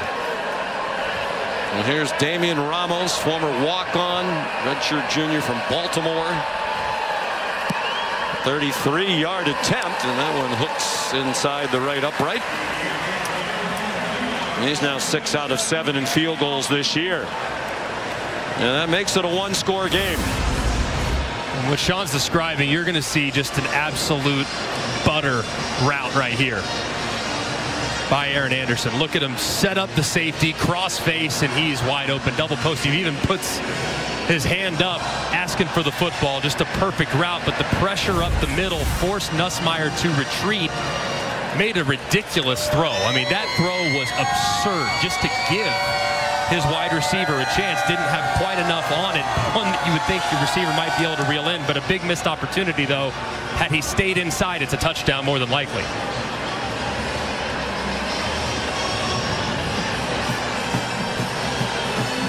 After no points on the board by either team in the first quarter, 27 combined in the second quarter.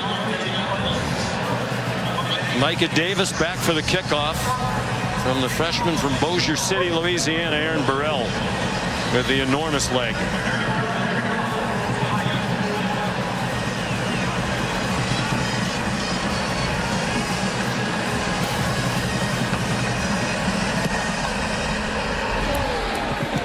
It'll be a touchback. What do you think they'll do? We'll ask you that in a moment. First, we'll remind you Monday Night Football comes your way after Week 6 of Sunday NFL, which starts at 10 a.m. with the Countdown Crew on ESPN and the app. Then Monday Night Football on ESPN, ESPN Deportes, and Plus. The Buffalo Bills and the New York Jets. Peyton and Eli will be on ESPN2. SVP and the Monday Night Countdown Crew gets started at 6 p.m.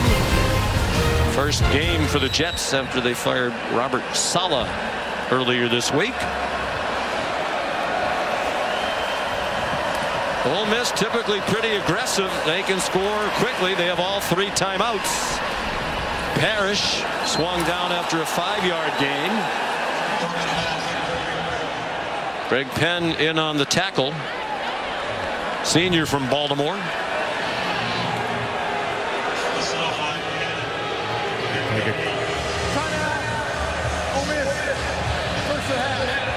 This will be a 30-second timeout.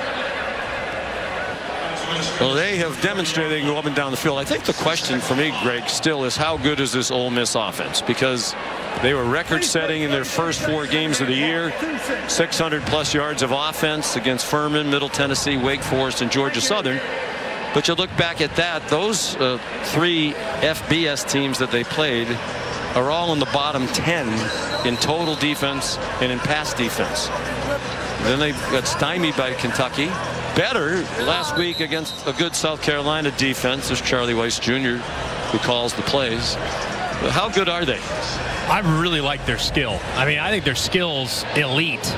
With their wide receiver core, I think they have 2 tight ends that are excellent. Jackson Dart has full control of this offense. I still think their offensive line's a massive question mark. And when you're talking about college football playoff level caliber teams, national championship, SEC championship caliber teams, I got to see more from the line of scrimmage. And they've done okay tonight against some pretty good defensive ends from LSU. Well, how often do we see this? This game was heading to the half about a half hour ago. And here come all the timeouts, the reviews, and now I think LSU thought there was a fumble here. Ooh, and that ball does look like it's coming out. Now you got to make sure you see an immediate recovery as well, which you do. Looks like McKinley gets in there and snags it. This is massive. Yes, it is. And the crowd starting to get energized as they watch some of the same replays that you're seeing. Penn and Weeks, that tandem of linebackers. I mean, that ball is out. And is it at that point that Parrish, is he on the ground? Didn't look like his elbow was anywhere near. It looked like that ball was moving. Matt Austin, what say you? I think this is a fumble. I do not see any body part down by the runner prior to the ball coming out. I think this is going to be a fumble and a change of possession. Man, I mean, that is just enormous. LSU fans hoping that Ken Williamson is using that pen and paper again. John Allman is the replay official. And it just goes back to the play earlier where Whit Weeks was nearly ejected from the game. He remains in, and now a massive play at the end of half where he potentially strips the football and might steal some points for this LSU team. You and I have met with a lot of players in production meetings the day before the game over the years. Do you ever meet anybody more enthusiastic than Whit Weeks? He's got great energy. He couldn't wait to play. Here's the ruling. After review, runner lost possession, trying to be ruled down.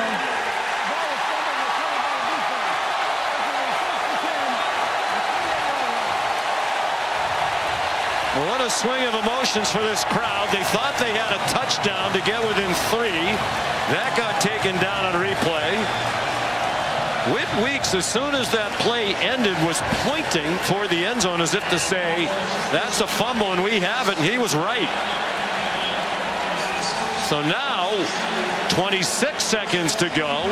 No timeouts for LSU. Their ball on the Ole Miss 28-yard line, 1st and 10. You got to trust your quarterback here. If you're Joe Sloan, the OC, cannot take a sack if you're Garrett Nussmeier. Let's see if Pete Golding maybe decides to bring a little pressure. They rushed 4.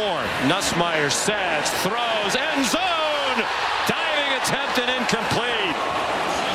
Xavion Thomas again thought he had one. It got overturned on replay. Got his fingertips on that and couldn't snare it with Isaiah Hamilton covering. And a very similar play to the one a moment ago. A double post. This time they're playing with split safeties.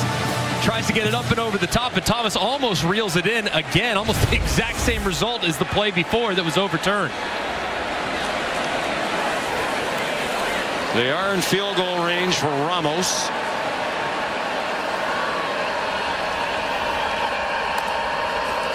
Again, a 4-man rush. Nussmeier running out of time. Lost it up for the big tight end, Taylor, and it's incomplete. Basket basketball play there. He was trying to box out Trey Amos and couldn't do it. Mason Taylor, the son of the great Miami Dolphin, the Hall of Famer Jason Taylor. Great try, almost was able to get up, but just didn't have his weight underneath himself to be able to jump up, and it was almost nearly intercepted in the back as well by Turnage. And here you got to remind everybody on the field, if the ball is tackled short of the end zone, clock operation. Get up there and spike it. Of course, you got to get the first down. Yeah, you can't do it if you don't get the first down, because it'll be fourth down. The line gains the 18. Nussmeier over the middle, incomplete for Lacey. So the Ole Miss defense holds. Been an outstanding defense all year long. But again, you wonder about the level of competition. It came in giving up just 7.5 points per game. Only Ohio State and Texas better. Entering today, here's Ramos 1 for 1. This is a 45-yarder, which would match his season long.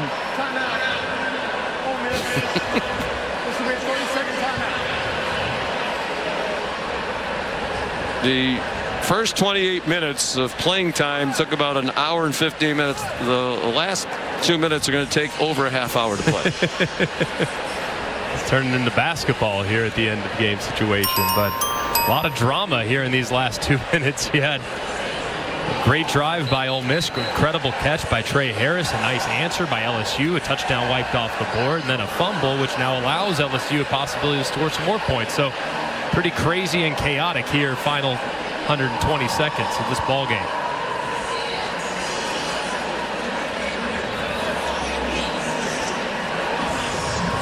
Again, a 45-yard try. This season long, as you said, 45. That was indoors in Las Vegas in their opener against Southern California. The punter Peyton Todd is the holder. Slade Roy, the long snapper. That operation is excellent, as is the kick.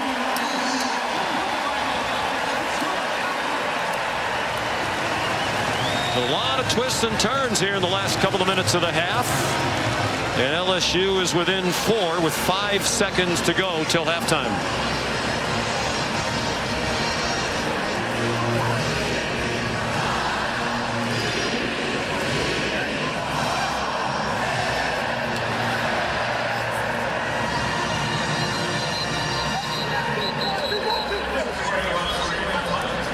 It got off to a slow start. No points the first 7 drives combined, and lately it's reminiscent of last year's crazy game up in Oxford when Ole Miss won 55-49, but Jaden Daniels was throwing into the end zone at the end of the game trying to win it for the Tigers. And we're at about 481 total yards of offense right now for both teams. So what, only about 800 to go? A little under 900 to go. That's last year's total. It's the 3rd highest combined yardage total in a game in SEC history.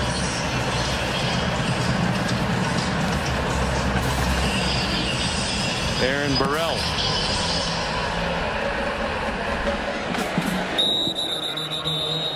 Touchback. Friends, we hope you'll help if you can. Folks affected by Hurricanes Milton and Helene donate at redcross.org/ESPN to help the Red Cross respond and help people recover from these awful disasters. More than 2 million homes and businesses still without power from Milton. And Helene, the loss is estimated at $47.5 billion across 6 states. Just devastating. We hope you'll help. redcross.org/ESPN. So we head to the half. And a typical rivalry game. Lots of twists and turns and emotion. A lot of big plays and key plays. Here's Molly. Coach, LSU's offense was threatening there at the end of the half. How much confidence did you have in your defense to keep them out of the end zone? A lot of confidence. We really played one really bad series of defense. Other than that, we played really good. We just keep handing opportunities away. Gave them 3 points there at the end. Obviously, back to the beginning of, not completing the touchdown pass. So I like where this is at. We got to clean things up, and I'm excited for the second half. Yeah, momentum shift with that fumble at the end there. What will you say to your offense in the locker room? Well, we just got to take care of the ball and manage the situations. Again, we're just handing away some points. So basically, I feel really good how we're playing, except for certain situations. So excited to go and get these things fixed and come out for a great second half. All right, thank you, Coach. And plenty of offense for his team, 275 total yards. At the half, Ole Miss leading 17-13. We'll send you to the studio for the Ford halftime report after this message and a word from our ABC stations.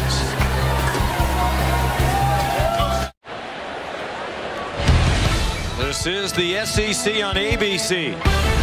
Saturday night football presented by Capital One from Tiger Stadium. 102,212 on hand. Homecoming, 113th meeting. All-time Ole Miss and LSU at the half. It's a 4-point lead for the 9th-ranked Rebels. Twice they led by 10.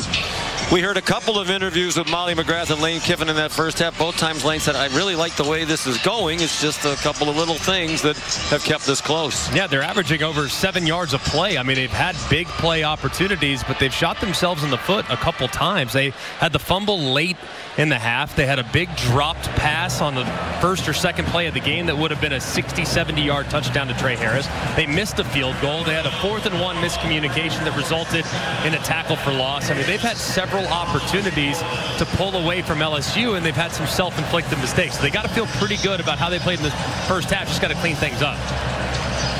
Aaron Burrell to kick off again. And it's another touchback. Here's Molly. Well, at halftime, LSU head coach Brian Kelly predicted that this was going to continue to be a close game that will go down to the wire, saying our skill players need to step up and make a big play. This is the kind of game that will come down to one play. It'll be a win or lose situation with our skill players, and he challenged his defense to set the tone in this second half. He said he wants them to get a stop here and really challenge this Ole Miss offense and keep them out of rhythm. Guys. And if need be, maybe put Shaq in. Play some tight end, maybe some defensive line. Jackson Dart, 13 out of 17 in the first half for a 155 and a touchdown. Throws a sinker on first down. He was pressured by Braden Swinson, who's had another good night tonight for the LSU defense. That's been one area, too, where you would anticipate with the challenges that Ole Miss has had along the offensive line. I thought this LSU defensive front would have a lot of success, but the O-line's held up pretty good. Swinson's had some moments, but for the most part, Dart's had time. Dart's been sacked twice. His touchdown pass to Harris in the first half, the 57th of his Ole Miss career, which ties him with Matt Corral for 3rd all-time in Rebels history. Now behind Eli Manning and Bo Wallace. Harris tackled just short of the first down by Zy Alexander. Short, you can expect inside run. Henry Parrish is the running back. And he goes inside and got the first down and then got tackled by Whit Weeks, his 11th tackle, which matches his career high. He had 11 last game 2 weeks ago in their win against South Alabama. This is where Ole Miss has a tendency to take a shot, throw it downfield. You send 4 receivers out. Trey Harris circles back to the ball and gets to the 46-yard line. Especially here in a second and short situation with some rhythm. Hand it off, but you also like to maybe take a chance downfield if you like your numbers. 102 yards receiving for Harris with almost a full half to go. Came in averaging 147.5 per game to lead the nation.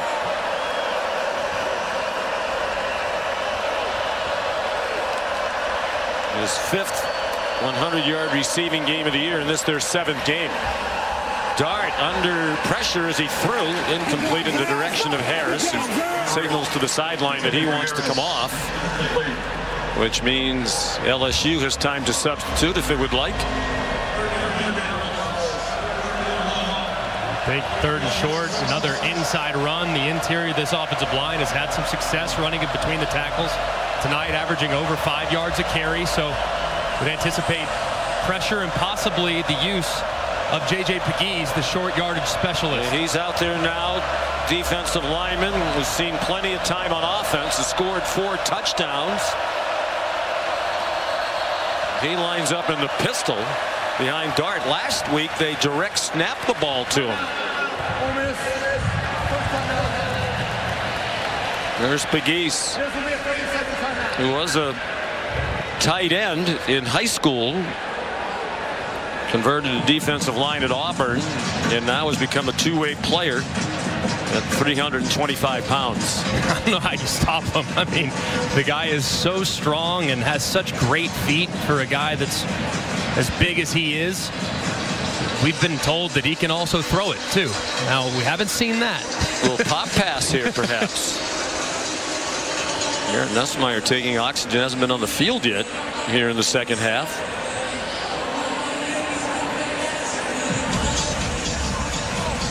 A timeout by Ole Miss. They lead 17-13 as they try to get to 6-1. And as we said at the outset, has the field with an eye toward the college football playoff. As a must-win game, with a loss tonight, their percentage chance drops down to about 25%. I think it's 4-down territory, knowing that Lane Kiffin is going to roll the dice. Big down here early in the second half.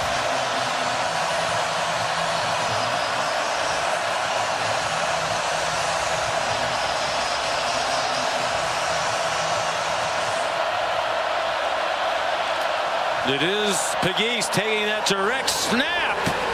Oh my. You have to be courageous to stand in his path. He got 6 yards. And just a bumbling, stumbling, boom, boom, boom, boom, boom. I mean, good luck. He ran over Sage Ryan at the end of it. That is not a comfortable situation to be in if you're Sage Ryan. Or anybody else in that Tiger White. Henry Parrish Jr. taken down. Another beautiful tackle.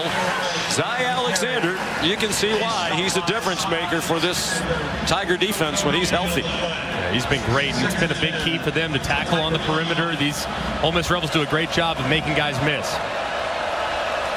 Very quickly back over the ball. Dart.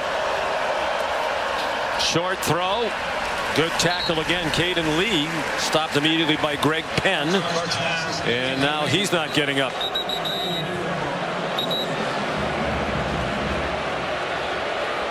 Four-yard gain. Stoppage in play. Just underway third quarter. Ole Miss up by 4. Welcome back to Tiger Stadium, where senior linebacker Greg Penn making the tackle on second long, lands on Caden Lee's left leg right to the midsection. He was helped off, but was able to get to the sideline under his own power, but a lot of pain, I would imagine, there in the midsection because of that. Von Keys comes in, a true freshman, who's played very little, wearing number 42. They'd like to get Penn back out there as quickly as they can. They'd certainly like to have him on this 3rd and 6. Got to watch the hard count from Ole Miss here as well. 9th play of the drive, opening possession of the third quarter. Dart, far sideline, caught, first down. Jordan Watkins with Ashton Stamps in coverage. And Greg Penn does come back in. He's their second leading tackler for the year.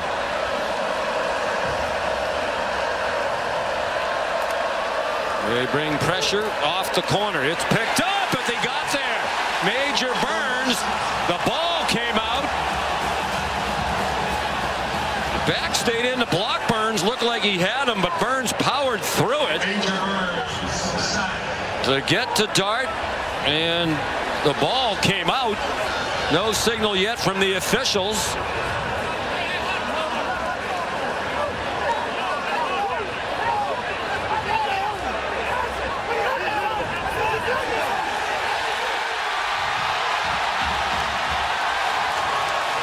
LSU thinks they have it. We haven't seen a call yet from Ken Williamson and his crew. What a play by Major Burns, the senior from right here in Baton Rouge. 4th year here after 1 season at Georgia back in 2020. Officials conferring. Major has the ball.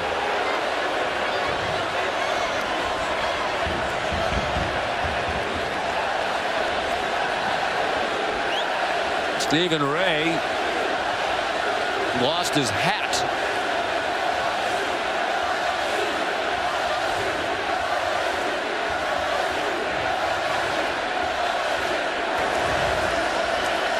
The ball was fumbled and recovered by the offense after the play was over.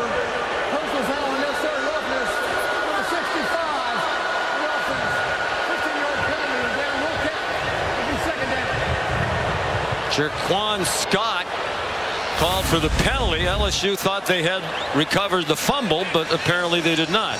And a great pressure off the left side by Major Burns. Henry Parrish sees it but doesn't attack it, and Burns is able to collapse right around it. The ball is dislodged. And luckily Ole Miss is able to recover it, but Jerquan Scott 65 with the late push there that results in a 15-yard penalty after the play. Apparently it looked like Dart perhaps got it back. So the penalty against Scott brings the ball back to the Ole Miss 40. Scott's been battling back from injury. They think he's going to be a key member of that offensive line, and now a false start. False start. Offense number 71. 5-yard penalty. And remains second down. Nate Kalepo, one of the 2 offensive linemen for Ole Miss who transferred in after playing at Washington last year, the team that went to the national title game and won the Joe Moore Award as the best offensive line. The other is Julius Bulow, number 52. 2nd and 37.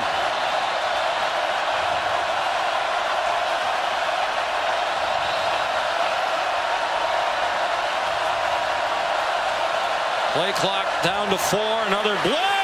Swinton got there, and it's thrown away by Dart. Braden Swinson was right on Jackson Dart and forced the throw. And Swinson does a great job of winning inside. The entire offensive line is sliding this way, and yet he still beats the right tackle. Pettis inside and forces Dart out of the pocket, and a difficult chance there for Dart.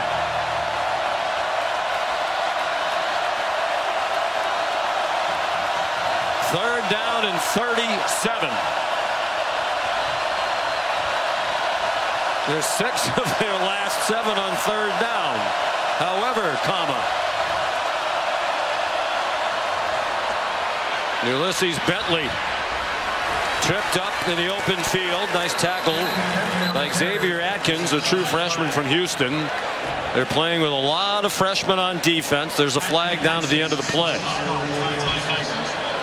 They might get another penalty here on Ole Miss. Look, there might have been some holding downfield. I would think they would turn it down if that's the case, with 4th down in New Orleans. Holding, offense number 61.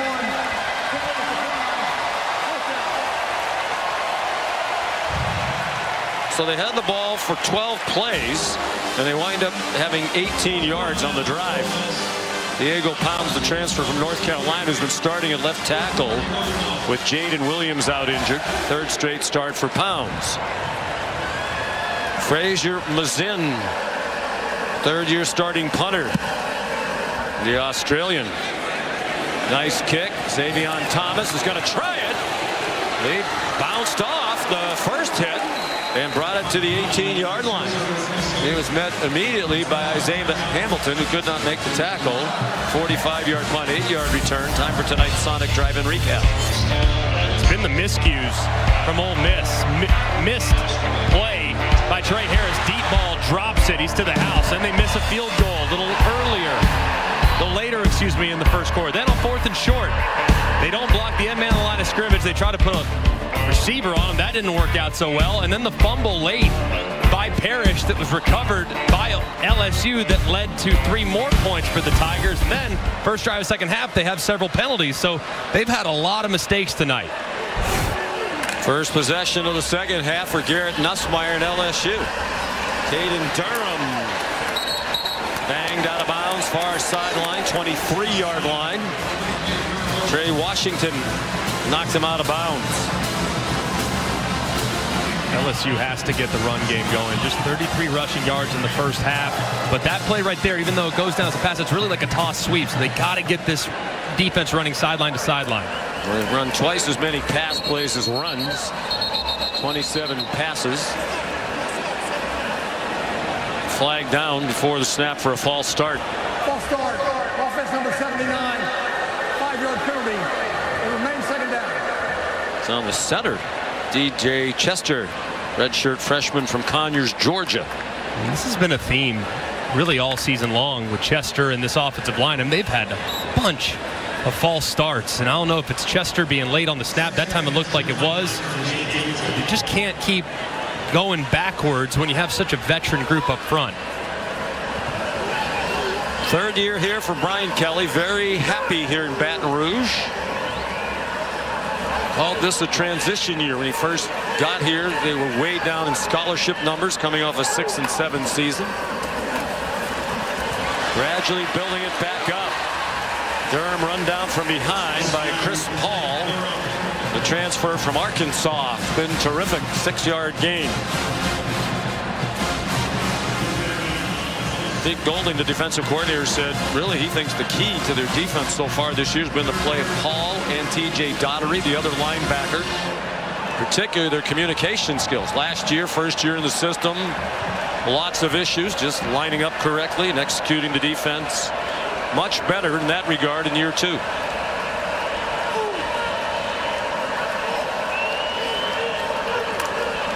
On 3rd down and 4, 3-man rush. Nussmeier has a man breaking open. Aaron Anderson out of bounds inside the 30. He beat Jaden Kennedy in coverage. And just a great job by Nussmeier recognizing that the safety to the right-hand side was going to run up to the line of scrimmage and cut the crosser, which allowed plenty of room for Anderson to run on the angle route in behind it. Just perfectly executed on a 3rd and medium. You throw it downfield and get a big conversion.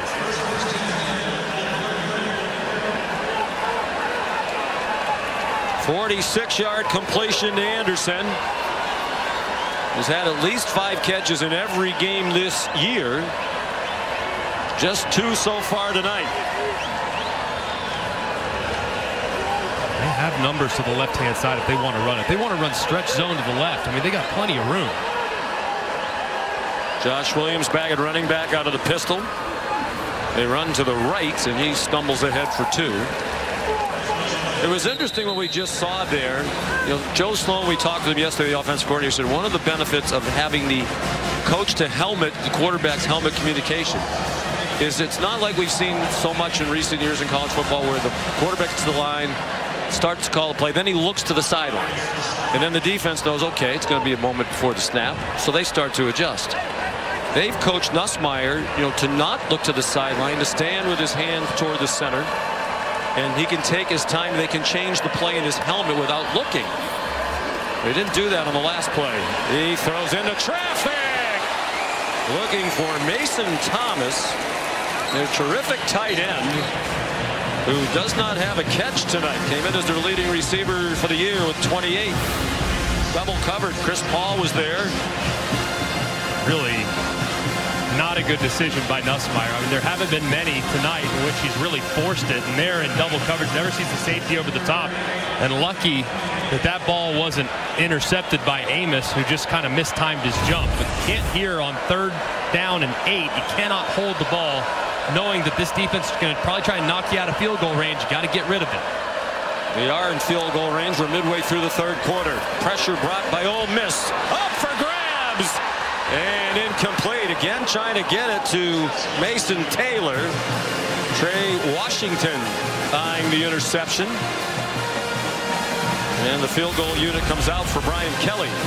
And Mason Taylor's trying to start this inside and then work away. You see how he put that right foot in the ground, and he's trying to break it to the outside, but because of the pass rush, Nussmeier throws it way earlier than he should have, and him and Taylor weren't on the same page. If he throws that ball out towards the sideline, you have a chance for Taylor to tight turn and make a play.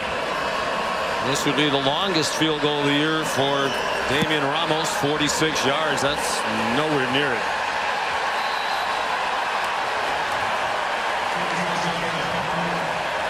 And Brian Kelly displeased, the 62-year-old Massachusetts native. A little trouble with the hole.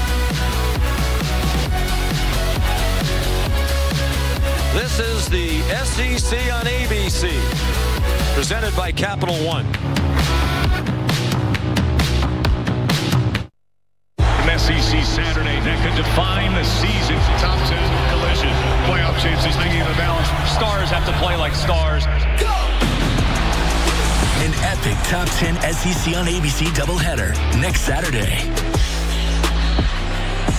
What a huge doubleheader that is. Texas is the only remaining undefeated team in the SEC. That's overall. They've not suffered a loss yet this season. Oregon and Ohio State back and forth. Georgia and Alabama both winners. Tennessee leading. Ulysses Bentley broke free for a 50-yard touchdown on a 4th down and short play in the first half. Nearly busted that one as well. He got 12 there. He's in more rushing yards tonight than he had all season coming in. That time he got dropped for a loss with Gio Paez leading the way. He transferred from Wisconsin. Swinson in there as well.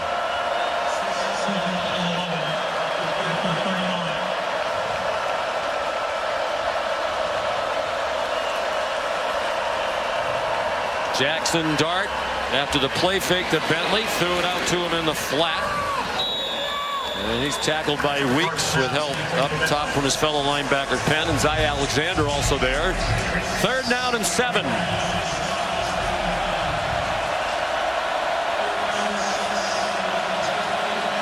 opportunity here in the slot. Dart throws, has his receiver open, a juggling catch made by Caden Lee. 1st down, they're inside the 30-yard line, a gain of 27.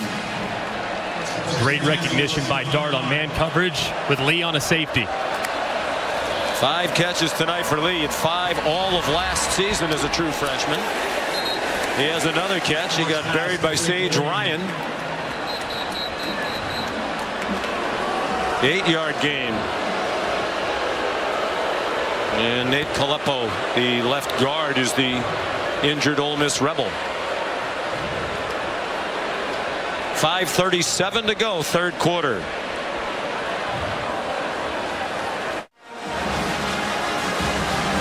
Back here in Baton Rouge, where Ole Miss left guard Nate Caleppo limped back to their locker room. I'm told he has cramps and is expected to return. He's going to receive fluids back there, and I'll let you know when he's back out on the field, guys. Good, Molly, thank you. Still a warm night here. It's cooled down to 73 degrees after it was up around 90. It was blisteringly hot with the sun shining down when the teams arrived here. Middle of the afternoon. Caleb Warren is back in, very experienced senior. Started 44 games for Ole Miss. He's number 54. 2nd and 2. Henry Parrish. 1st down. 18-yard line. There's Blake Baker. He thought his defense would play better with the week off. And they have held their own against one of the best offenses in the country coming in. Dart the fake, and he got hit as he threw it. Deshaun Womack. And they fake the pitch here, try to get a bootleg. Dart to the other side, but Womack not fooled, and he drops him. But Dart wisely throws it at Priestcorn's ankles. He's a sophomore from Baltimore out of St. Francis. They're recruiting well. They had a top 10 class last year. And they have one right now that's in the top 3.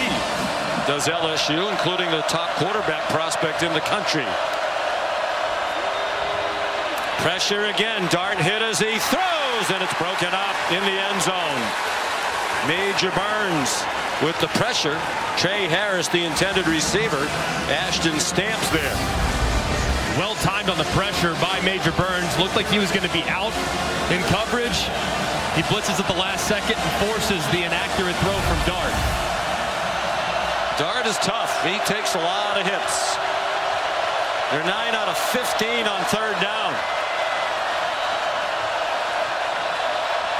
Battling a lot of noise from the 102,000. Pressure again. Dart in trouble. He got plastered and threw it away. Ashton Stamps came on a corner blitz. Blake Baker with this young defense coming after Jackson Dart. And really nicely done. Well timed. Parrish sees it, but it's a little bit late. His eyes are inside him initially, and Parrish has improved so much as a pass protector, but that's now twice where Jackson Dart has gotten hit because his running back was not more aggressive in pass pro. That's just poor execution, but a great call by Blake Baker, the defensive coordinator. Holds Ole Miss to a field goal try from Caden Davis. 35-yard attempt. Made one from 49, missed earlier from 32, and hooks that one in. Davis is good. And the lead 7 for Ole Miss with 4:41 to go in the third quarter. Here's Kevin Nagandi. Sean, time now for our Chick-fil-A move on the field. Oregon brought Dylan Gabriel to Eugene for plays like this. The mobile quarterback goes 27 yards to the house, and number 3 Oregon taking back the lead against number 2 Ohio State, 29-28. Back to you, Greg and Molly. Right, Kevin, thank you. Great action all around college football today, including here in Baton Rouge. Brian Kelly, year 3 is typically where his teams have made their move in his prior coaching spots. Of course, had the long run at Grand Valley State, D2 powerhouse, 13 years there, won a couple of national championships. Moved on to Central Michigan, year 3, won the MAC championship. Went on to Cincinnati. In the third year, won 12 games. They went 12-0 before they went to the bowl game. He moved on to Notre Dame, and in year 3 with the Irish, went 12-1 and played Alabama for the national championship. One of the great coaches of this era, all-time winningest coach at Notre Dame. 308 all-time wins on the field. Some have been vacated. He is the winningest active FBS coach on his way to the College Football Hall of Fame when his days are over. Still plenty of energy in Brian Kelly. The kickoff from Davis is a touchback. I mentioned with the vacated wins, 287. That is still number 1 among all active coaches and 7th all time. I think vacated wins is kind of a ridiculous concept. Yeah, did we just forget? Did we just vacate our mind some of those outcomes? Do you give those wins to the team, the other team that they played? Exactly. Even though they lost? They just disappear. I mean, they played the game. Find another way to punish people. I'm with you. He's one of the best in the business. Very happy here. And still has the touches of his New England background. Was watching the Boston Bruins hockey game the other night. High throw and incomplete. Jackson Dart threw it over the head of his intended receiver Jordan Watkins. Excuse me, Nussmeier threw it over the head of his intended receiver Xavion Thomas, and it was Jaden Kennedy who almost picked it off. Very close as Kennedy undercut that in-breaking route. Nussmeier gets away with one. 2nd and 10. To the run they go. Josh Williams comes up about a half-yard short of the first down. 9-yard run for Williams. Not a lot of action for Caden Durham tonight. You wonder if the toe injury that he suffered 2 weeks ago against South Alabama is limiting him. I'm sure that's a factor. He's going to try to play with a special shoe tonight. A little extra support in those toes. Nussmeier, quarterback sneak. 6'2", 200-pounder. That right there, his 5th carry of the year. So he's not a guy that's used his legs very much. 2 quarterback sneaks, a quarterback draw, and 2 scrambles, and Durham looks on, but he is the spark in this run game. Such an explosive weapon there at running back, so hopefully if he's not at 100% tonight, he gets there very quickly. First 2 plays of their last game against South Alabama, he had a 71-yard touchdown catch and an 86-yard run. Long throw intended for Xavion Thomas and broken up.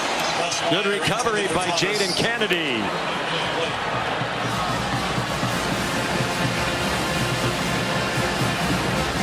Kennedy's been tested, and they've been really pleased. Really started the season playing mostly nickel. They've now moved him to the outside, and that's been significant. Xavion Thomas on the sideline getting looked at yet again. He's now been banged up a couple times tonight. Nussmeier 3 for his last 12. A lot of down the field throws tonight. Fakes the handoff to Williams, throws it to Williams in the flat. He made a man miss, and that is a big miss. And a first down. T.J. Daugherty made the tackle after Chris Paul whiffed.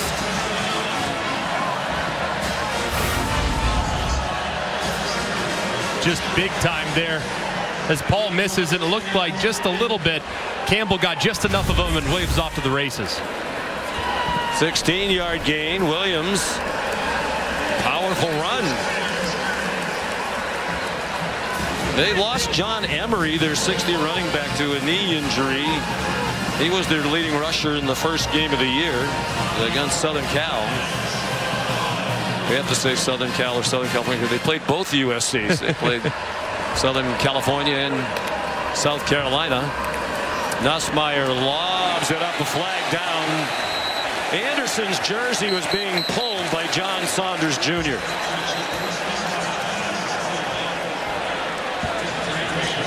There's also a flag back by the line of scrimmage. Behind the line of scrimmage, actually. There's an RPO. Anytime the quarterback kind of double pumps, you wonder, did one of those linemen maybe sneak a little further downfield? And we'll confer here. So it was very obviously a hold in the back end or a pass interference with the tug of the jersey, but it's just a matter of what the flag in the backfield is for.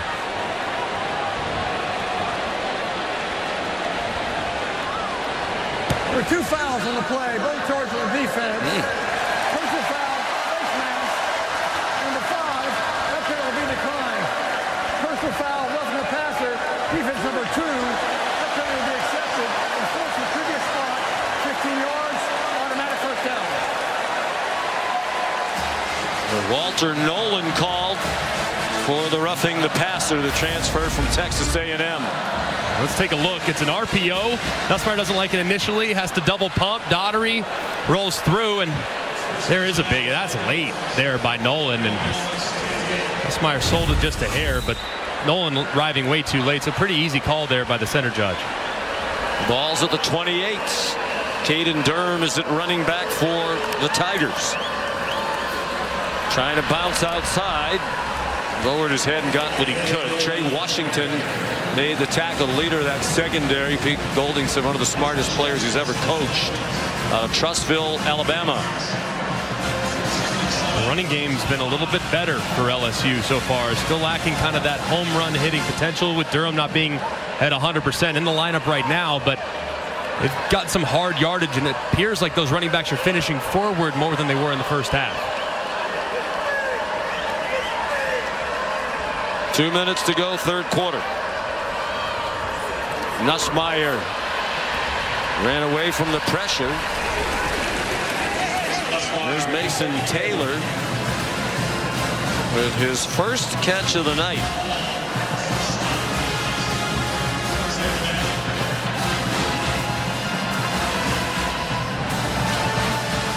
And a short gain to the 24-yard line.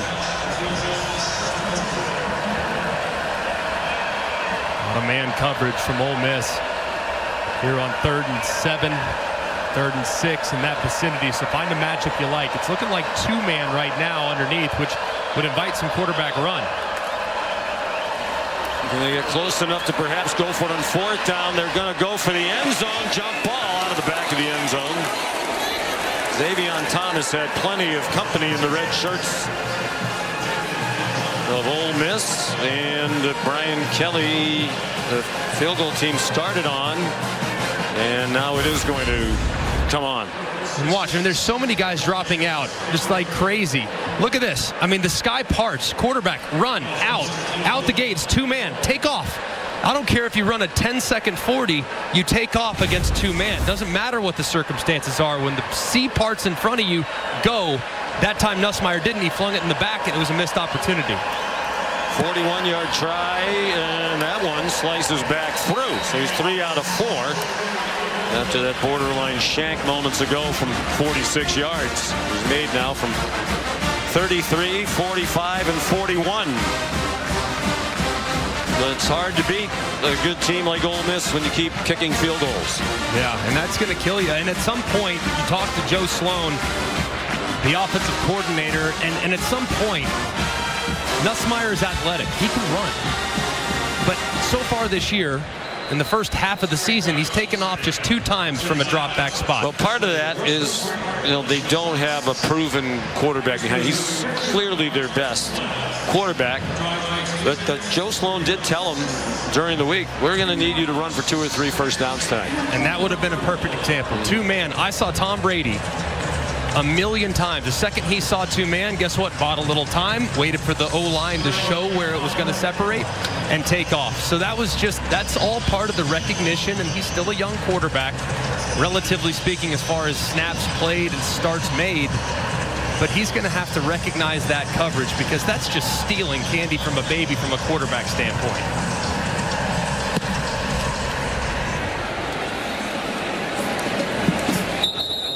Burrell's kickoff is the touchback. That's redundant.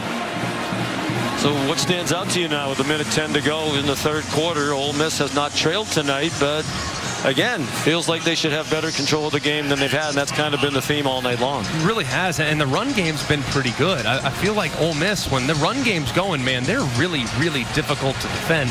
But for whatever reason, they've shot themselves in the foot multiple times. They get down there near the red zone, and the drive stalls, and they just can't quite get a whole lot going on. So I think they still need to commit to the run game and maybe not be quite as aggressive through the air. The intermediate, the underneath stuff is there. Maybe now is the time that you start emphasizing it. Jackson Dart, 20 out of 30 for 224 yards and a touchdown. He's not thrown a pick. Each team has turned it over once. Ulysses Bentley, more yards rushing tonight than he had all season long, coming in 3-yard game there. These are the top 2 passers in the SEC and 2 of the top 5 in the country in passing yards, coming in both well below their average. Dart came in at 350 a game, 3rd in the country. And Nussmeier at 330. Blast, they get him again. Major Burns was there, as was Greg Penn. And give Blake Baker credit. He is coming after Jackson Dart, and it is working. Well, they slide the line all the way down to the left. It's just terrible. And then they rush 2 outside the slide. There's nobody to block Greg Penn, so he drops Dart for his sack. I mean, full slide protection, 2 outside. You can't block it. It's just a great call by Blake Baker and poor execution from Ole Miss's offensive line.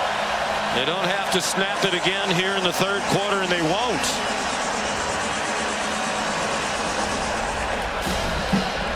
That's the end of the 3rd quarter. Ole Miss leading by 4. Presentation of college football on ABC will return after this message and a word from our ABC stations.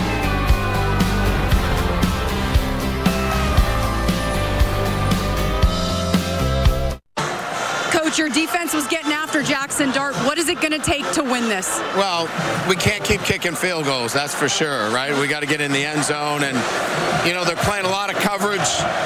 Next series, if you know, we see that it's that soft, you know, obviously we're going to have to, you know, run the football a little bit more, you know, in the last drive here, you know, in the fourth quarter. But defense is playing great. You know, these are two really good football teams. You know, everyone was expecting the offenses, and tonight it's been really good defense on both sides. All right, thanks, Coach. Trying to win their 5th in a row, which would match their longest winning streak in 3 seasons under Brian Kelly. 3rd down and 15, Ole Miss. Dart throws, caught! A huge conversion and a big night for Caden Lee.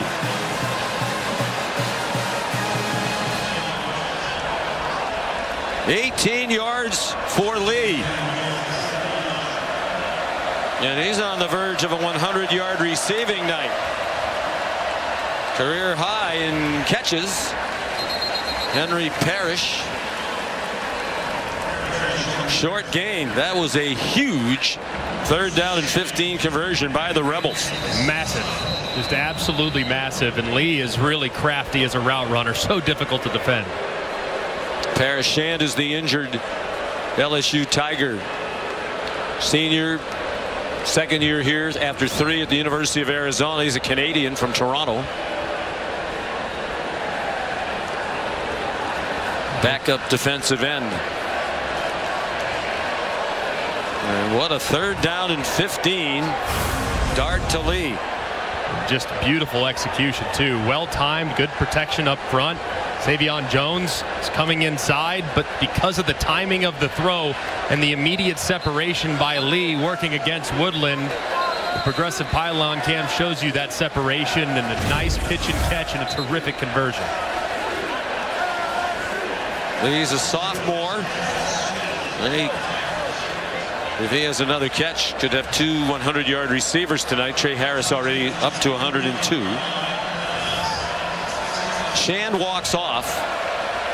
And both coaches made the point we were talking about feigning injuries yesterday. You know, it used to be in football, be tough. If you're injured, get up, get off the field no matter what. Nick Saban talked this morning about he went off the field with a broken leg one time. But that's really not the way anymore. If you're injured, stay down. And both teams deserve credit tonight. There's been no blizzard of fake injuries. Henry Parrish driven back by Whit Weeks. No gain on the play. Here's another Ole Miss 3rd down. The coverage of the day for LSU has been man coverage, and they have really not had much of an answer for the outstanding slot receiver, Caden Lee. He's up top. Let's see if they find him, maybe motion Lee in just a little bit to create a little bit of separation and maybe get him running, because it's looking like man coverage again from Blake Baker's defense. You can read his lips. Spy. We'll keep an eye on Jackson Dart. And finally a whistle to stop the play.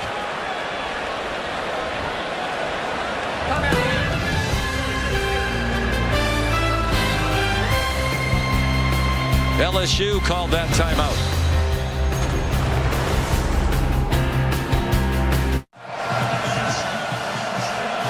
You're watching the SEC on ABC from Tiger Stadium, Baton Rouge, Louisiana. Number 9 Ole Miss leading number 13 LSU 20-16. 3rd down and 7 for Jackson Dart. And the Rebels with a 4-point lead. He's 8 out of 9 on 3rd down tonight. As a team, they're 10 for 17 in 3rd down conversion. It's a pressure look coming off the right side. Be careful if you're Jackson Dart. Quick slant and a big tackle to take down Jordan Watkins. Ashton Stamps stopped him short of the 1st down. They're lined up as if they're going to go for this 4th and 2. In comes, looks like Pegues. Had no answer for him earlier on the short yardage. Analytics supports the decision. He's such a strong, powerful runner. Let's see if big number 38 gets a look here. Trey Harris not on the field. Bothered by a lower leg injury. Suffered last week. Limited in practice this week. They have Pegues in the pistol behind Dart. They faked it to him. Dart throws. Man wide open. It's Lee again. What a night for Caden Lee. And they Charlie Weiss Jr. and Lane Kiffin. Just outstanding execution there by Ole Miss. 8 catches, 129 yards for the sophomore from Kennesaw, Georgia. Caden Lee.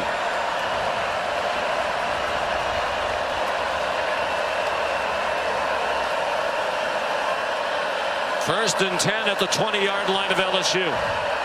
Darts up to 281 yards passing.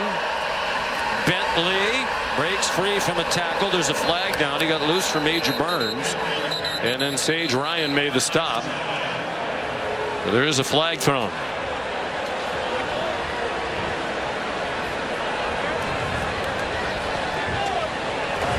Holding offensive rating 6. 10-yard penalty in the previous spot. It'll be first down. Caden Priestcorn, the tight end, transfer from Memphis. His second year at Ole Miss. 8 penalties for the Rebels for 80 yards. Another really big one, too. I mean, all the momentum on the side of the Rebels after the 4th down conversion. Now they're backed up. They try to get half of it back. They do a great job with the short passing game. See if they can get it back to 2nd and 10. 8th play of the drive.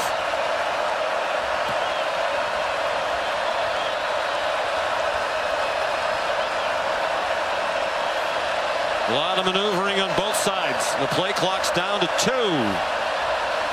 He didn't get it off.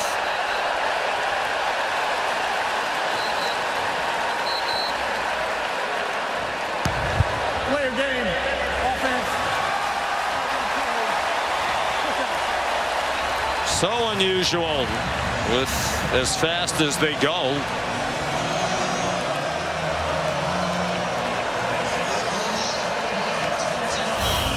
Go back to the hold on Priestcorn a moment ago. He's engaged on the left side with number 9 Swinson, and as Bentley breaks to the outside, Priestcorn holds that jersey, and a good call by the official. Ole Miss in reverse. They're back at the 35.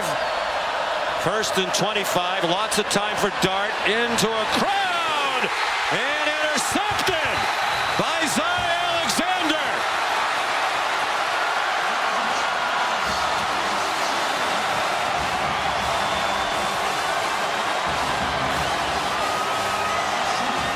Lots of white shirts there, plenty of red shirts, but it wound up in the hands of Alexander. His 13th career interception. 4th at LSU. He had 9 at Southeastern Louisiana. 11 minutes to go. Ole Miss up by 4. Louisiana Saturday night. Saturday Night Football is presented by Capital One. What's in your wallet? And in part by Taco Bell. Defense coordinator Blake Baker finally said enough is enough. We're double covering Lee. He's too good. 1, 2. They bracket Lee with both defenders. And he wins initially. They inside out him. And he's able to get behind the defense. But Dart's late. That ball's got to go. Instead, because he's late, he runs out of room out of the back of the end zone. Underthrows it a little bit. And Alexander's able to make the play. Just a bad throw by Dart. Got to get that ball up and down quicker, but a good call by Baker. Alexander, a difference maker in that young secondary. He's a veteran. He missed a couple of games this year, and they really missed him. Nussmeier given a lot of time, and that's up for grabs and picked off. Trey Amos takes it right back. A crucial mistake by Garrett Nussmeier. Trying to get it to Kyron Lacey, and that wasn't close. And big Walter Nolan, been quiet tonight. His presence was felt on this throw, though. I mean, he beats the offensive lineman inside. He forces Nussmeier to kind of throw it off his back foot, can't get nearly enough power on the football. It's severely underthrown, and Amos is right there to make the play. Just a relentless rush there from Walter Nolan, and a bad throw and decision by Nussmeier. Amos' 2nd interception of the year. Each team has turned it over twice. 1 turnover for each team on successive plays.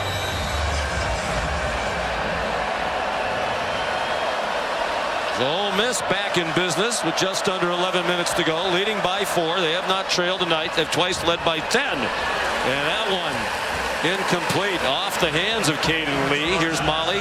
Sean, I'm told Ole Miss wide receiver Trey Harris was injured at the end of the third quarter. He was in their injury tent. You could hear him yell in frustration. He came out of the tent, slammed his helmet, and kept pointing to his right hip area. I'm told he's questionable to return, and I'm told it is not related to his right ankle injury. It is a new injury for Harris. As a result, Caden Lee has been the focus, and he's had a career night. Although Harris, while he played at more than 100 yards receiving, darts pass tipped and flutters incomplete. In the general direction of Juice Wells, who hasn't been involved at all tonight. Second target, if you can call it that, on the flutter ball, and no catches for Antoine Juice Wells.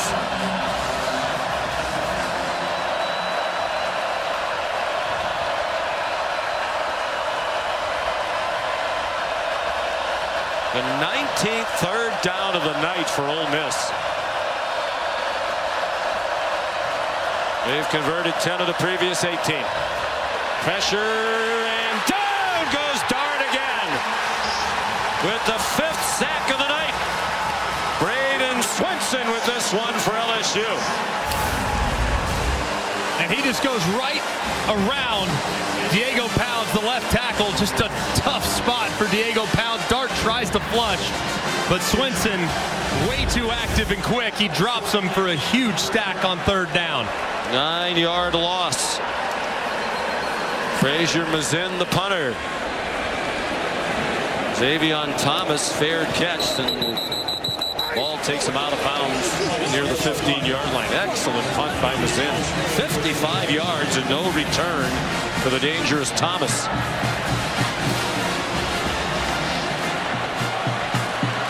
So 2 top 10 matchups in the SEC next week. And we think they will both be top 10 matchups since both Alabama and Tennessee survived today. Tennessee just beat Florida in overtime. They're at 3:30 on ABC, followed by Georgia and Texas. Both easy winners today. Game day will be in Austin, where the #1 Longhorns and #5 Georgia. Caden Durham stopped for no gain. Chris Paul and J.J. Pegues. This defense has been very stout tonight. Chris Paul and these linebackers, Daughtery, they've been all over the place. The run game for LSU as a result really has led to absolutely nothing. They've been outstanding up front against an elite offensive line. LSU's rushed for just 54 yards. There's some running room for Caden Durham. He got 7. Chris Paul made another tackle. 9:20 to go, and here's a big third down for the Tigers. 3rd and 3. 4 out of 11 on third down is LSU tonight. And Ole Miss has been playing a lot of man covers tonight against LSU, and there have been opportunities to run the football on third down, especially with quarterback run. Now, that's not part of Nussmeier's arsenal, or at least it hasn't been to this point, but he's got to think about it at some point. LSU defense crowding the middle. Nussmeier caught. First down to the 39. Flag down back behind the line of scrimmage. Lacey the catch. Amos the tackle. The center judge threw the flag. 17-yard gain.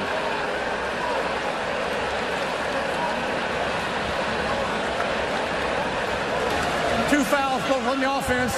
Illegal formation. More than 4 players lined up in the backfield. That penalty will be declined. Holding on the offense, number 50. That penalty will be enforced in the previous spot. 10 yards. Emory Jones Jr., the right tackle. And he's going to be working with Nolan, who engages coming from the inside out. Nolan almost breaks free, but you see the left hand of Emory Jones grabbing the shoulder of Nolan. Now that's consecutive drives where Nolan has just completely devastated the LSU offensive line, and another 3rd and long for Garrett Nussmeier.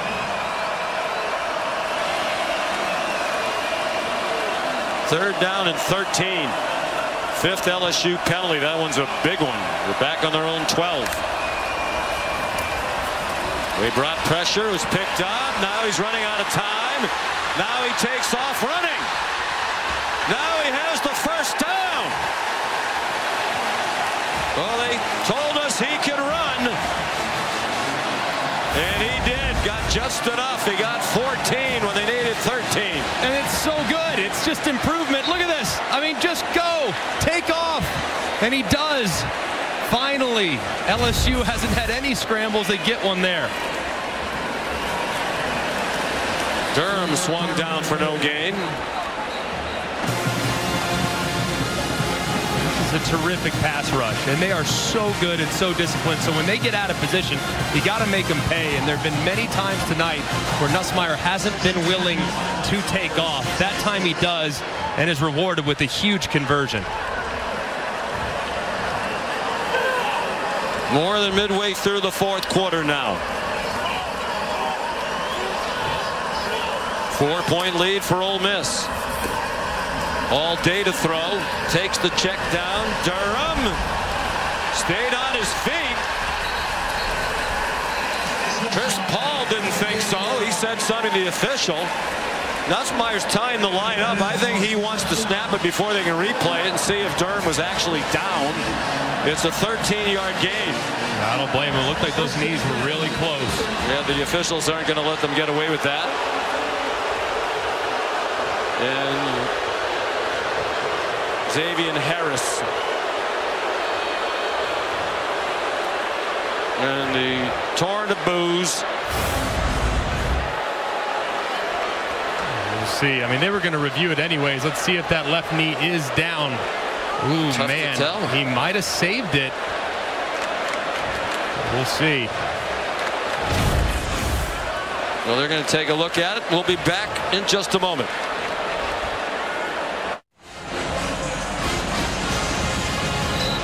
After review, they did deem Durham's knee down back at the 26-yard line.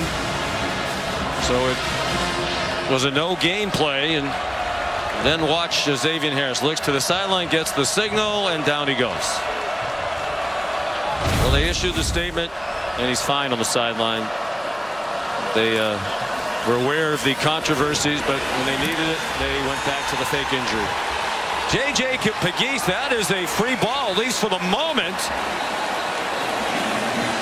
Jared Ivey has the ball, and the officials are saying it is Ole Miss ball at the 20-yard line. Pegues working around the right tackle. Ooh, it's very, very close. Is the hand moving forward? The hand right there, it looks like it's beginning to move forward. Or was the ball stripped off his fingertips right before it was? Right there. Yeah, I think you're right. I think his arm is coming forward. I think so too. And undoubtedly they'll take a look at this as well. Let's bring in Matt Austin. Matt, what do you think? Yeah, Sean, I agree with you and Greg. I do think the hand just started forward with control before it was knocked away by the Ole Miss player. So I would expect this to be overturned to a pass.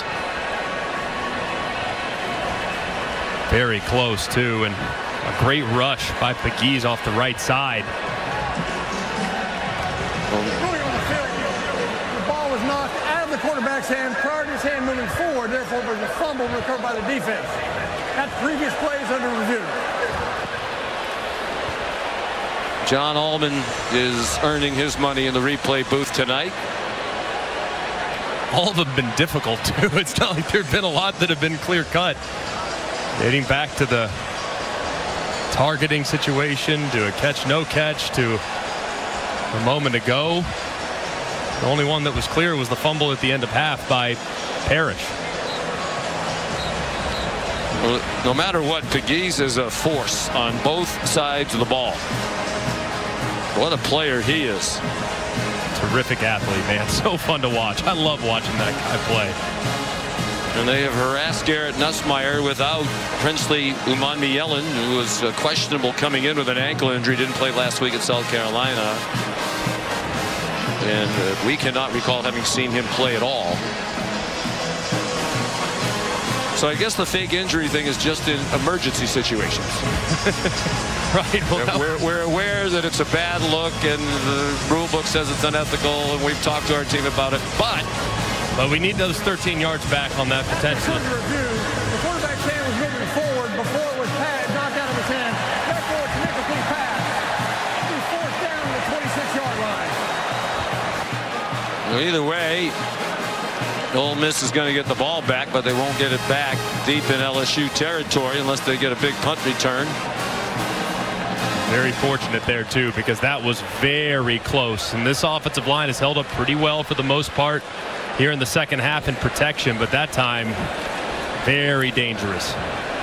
Micah Davis standing at his own 30-yard line.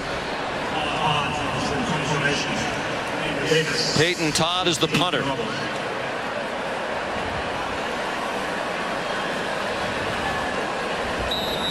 Fourth down and 10. They're waiting for another man to come on.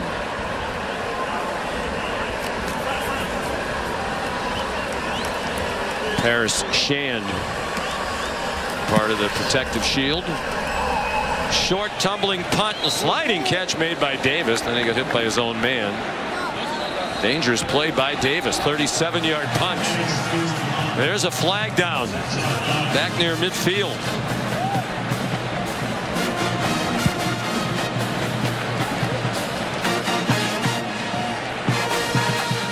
Ken Williamson is going to be hoarse when this is over. Here's the kick. Holding. Receiving team number 20. The penalty enforced 10 yards for the end of the kick. First down. Here's Kevin Nagandi. Sean, how about this finish? Closing seconds in Eugene, Oregon, up 32-31 Ohio State, out of field goal range after a penalty. Will Howard, they have a timeout. Will Howard on 3rd and long slides as time runs out. And the Ducks survive, knocking off the Buckeyes 32-31.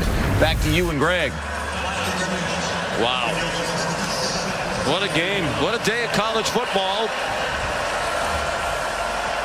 10 penalties here now against Ole Miss. That's been a problem throughout the season. 95 yards in penalties.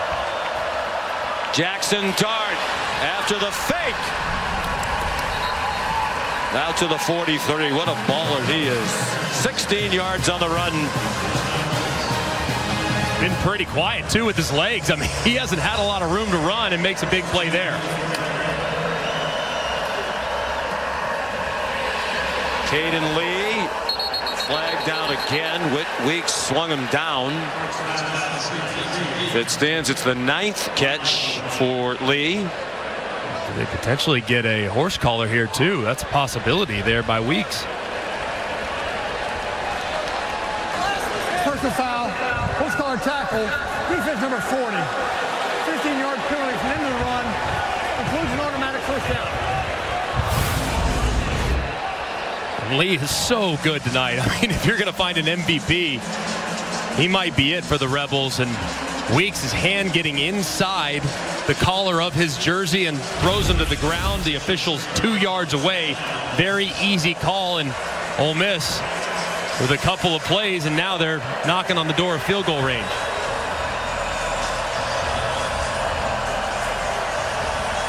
Six LSU penalties. Still 5:40 to go.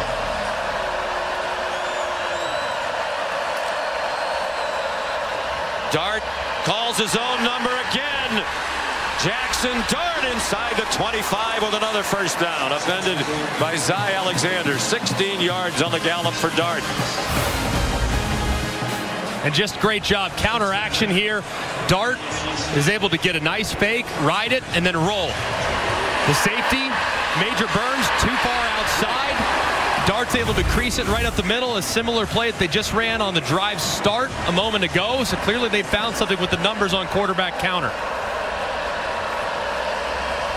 And with the lead and under 5 minutes to go, they're taking their time. They're still in the huddle. With the play clock now at 4. Critical for LSU. They hold this to a field goal try. Dart, a short gain. Ahmad Bro, true freshman defensive tackle, in on the stop. They lost their starting defensive tackle Jacobian Guillory to an Achilles injury during the second game of the year. So Bro's another true freshman who's had to play a lot. They've been pleased with him.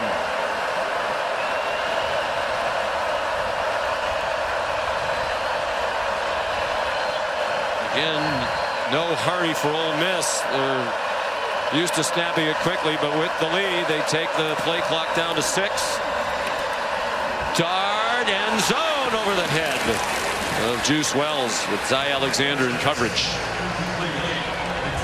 Boy, it's surprising how quiet Wells has been, especially without Trey Harris for much of this fourth quarter.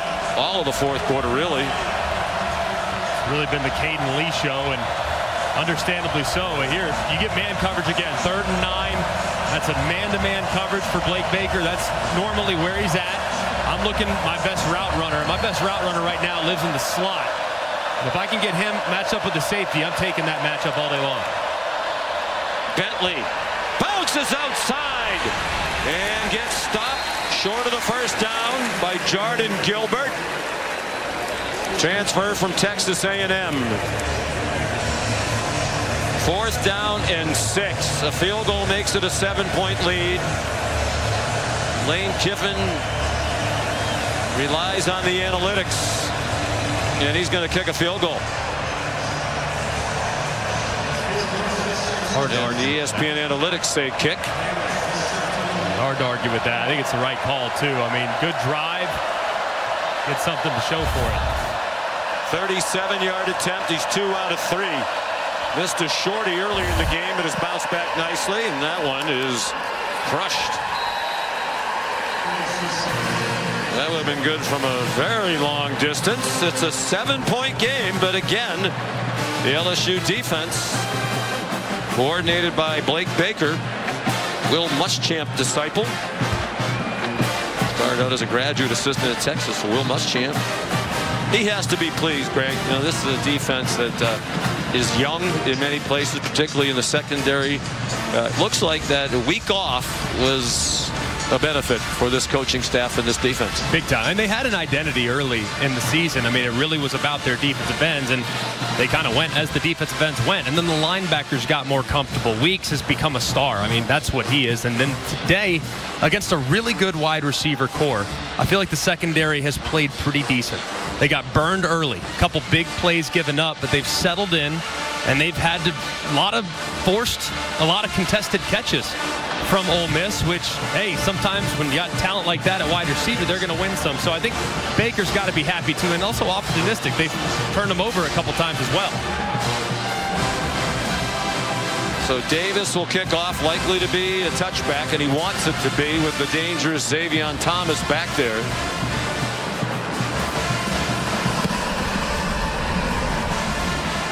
And that's a bomb.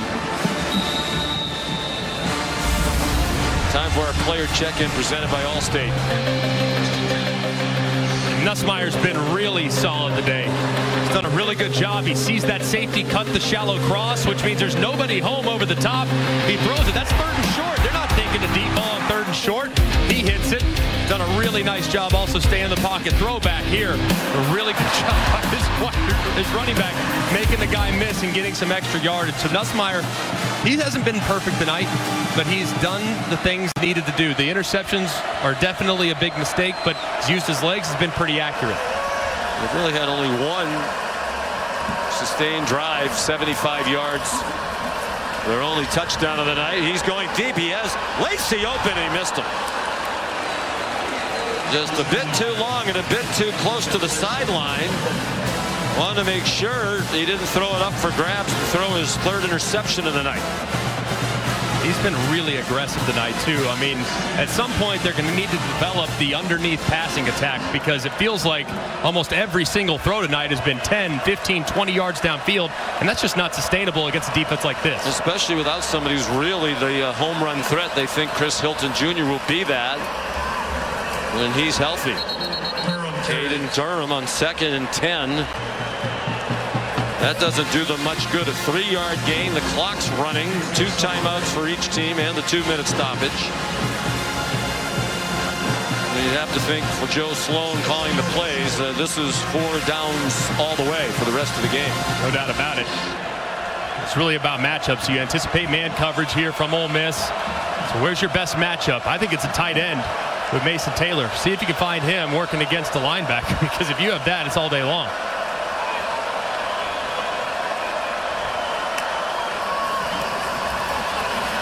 Nussmeier flushed off his back foot, throws it away. And now what do you do if you're Brian Kelly? 2 timeouts and the 2-minute stoppage. 4th down and 7 on your own 28-yard line. You saw Kentucky in a similar situation, 4th and 8 on their own 20, go for it and hit it, and that's really what won them the game. Man, the way LSU's defense is playing, this is a big roll of the dice. He must trust his quarterback and really like what they have dialed up. For all intents and purposes, this is the game right here. 4th and 7, 2:22 to go. Ole Miss up by a touchdown. 3-man rush all to the right of Nussmeier, and he's on target. Mason Taylor's 3rd catch. He had 2 grabs for no yards before that one. What a time to emerge. Big time. And man coverage again.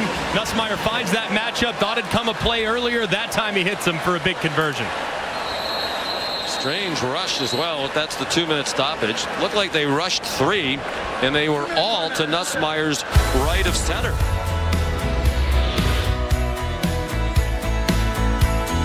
Right on target when they had to have it. 2-minute stoppage. 7-point lead for Ole Miss.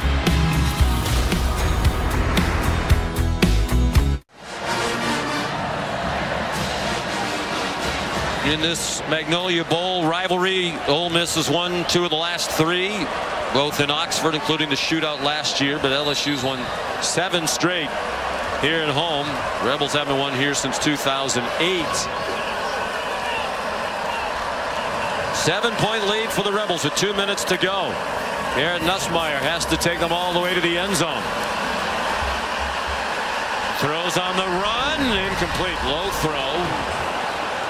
Trying to get it to Kyron Lacey. I think the crowd's with you. You could hear the groaning. They saw some running room, and they are disappointed that Nussmeier didn't take off running. Lots of running room, and tried to get a little underneath route to Anderson, and it just was pretty well covered. But man, when it's not there, just take off, or at least threaten the line of scrimmage, and don't throw it 6-7 yards behind it. Well, many more down the field throws than usual from Nussmeier at LSU. Pete Golding brought pressure, and that throw caught at the 38-yard line. Aaron Anderson for 18 yards.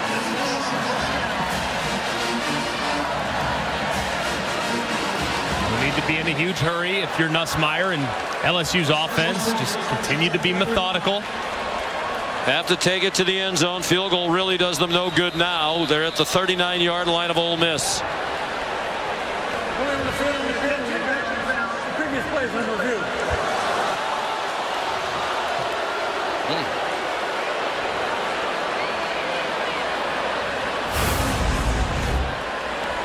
Man, it was a really nice route by Anderson. Ball was thrown, high point, reels it in. So athletic. And you see that ball start to move a little bit as he's going to the ground. Does he have possession before? Let's bring in Matt Austin. To answer your question, Greg, no, I don't think he had control. And since he is a player that's going to the ground to make the catch, he's got to survive the ground, and he did not. So I think they're going to wipe this off as an incomplete pass. Yeah, I mean, you look at it, clearly on the way to the ground, has it in his possession right there, but has to survive it all the way through. And with the ball constantly moving, if you grab it there, it's no problem. But that ball's still on the move, and then you secure it, but you're 1.5 yards out of bounds. So I think this will be overturned. Yep. But when the pen comes out, as we learned tonight, bad news if you're the team who got the call on the field. Might need to get another pen, though. He's probably running a little low on ink. Yeah, more paper as well. Exactly. That's, I mean, note card number 7 there for this officiating crew. I will admit, I mean, they've gotten them all right, though. It's been... Yeah, I guess it was John Allman in the replay booth who was alert to that, because, you know, from up here, we didn't see that live, and didn't look like there was much jumping up and down by the Ole Miss folks either. But that's going to be a huge overturn call, we think. And the chain's already on the move on the far side.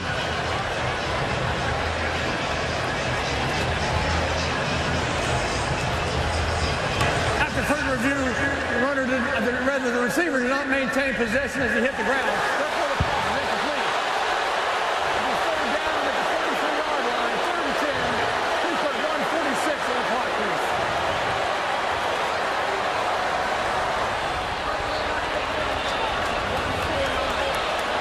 We're going to put 10 seconds back on the clock. Nussmeier just 18 for 44.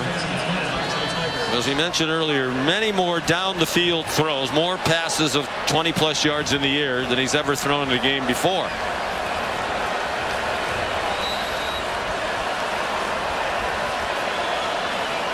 Caden Durham is the running back on 3rd down and 10.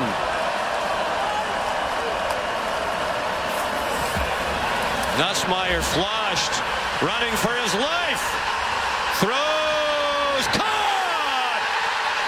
And there goes Taylor. They're ruling him down. They're ruling him down. Crowd doesn't know it. He went all the way down to the end zone. But they've whistled him down back near the 38-yard line. It is 19 yards and a 1st down.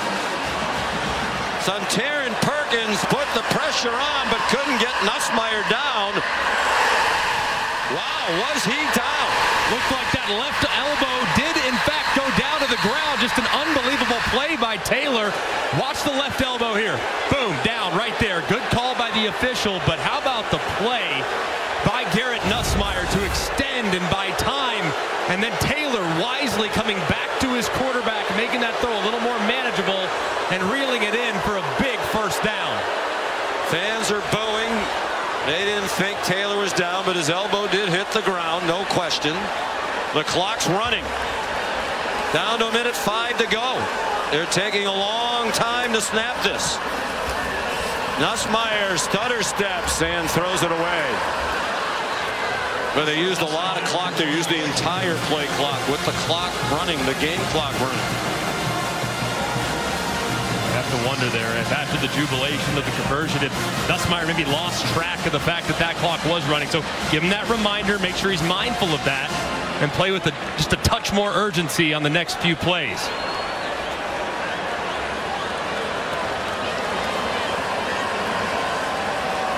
.57 seconds to go, 2nd and 10.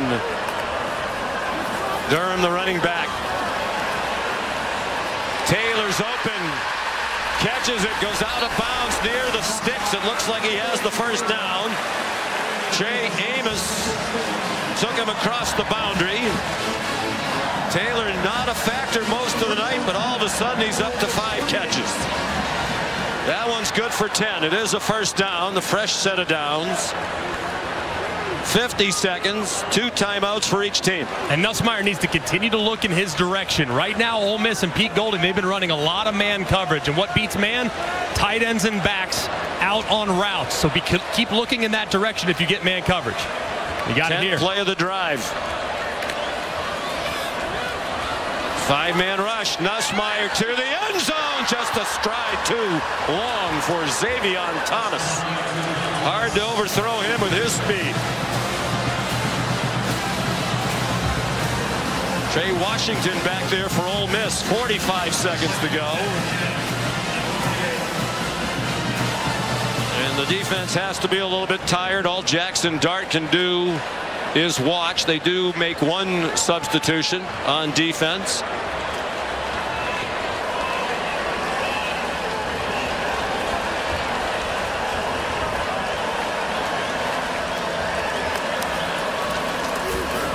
Garrett Nussmeier given a pocket, and that one thrown up for grabs. Intended for Shelton Sampson. Interesting target at this juncture. He's a redshirt freshman who's never caught a ball. Last year or this year.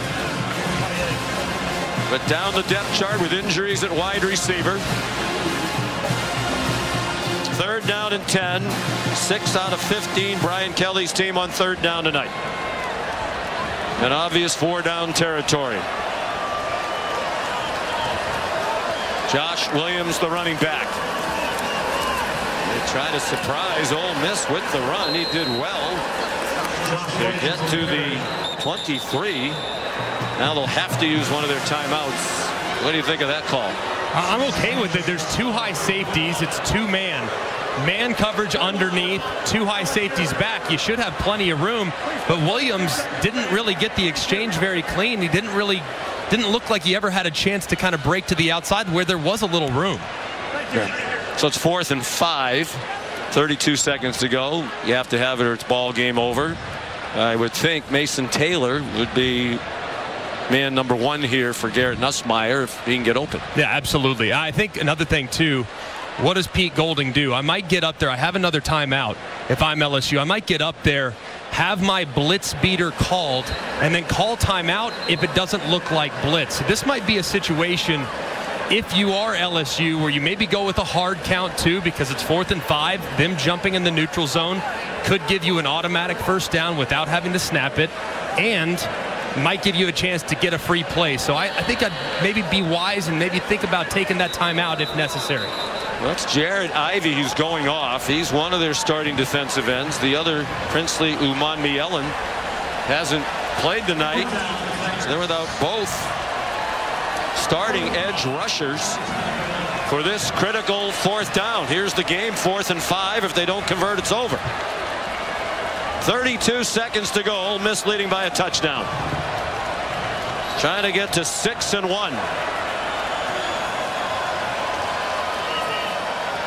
Williams is the running back. 4 receivers, 2 to each side. They send Williams out as a receiver. Garrett Nussmeier to the end zone. Touchdown! Aaron Anderson.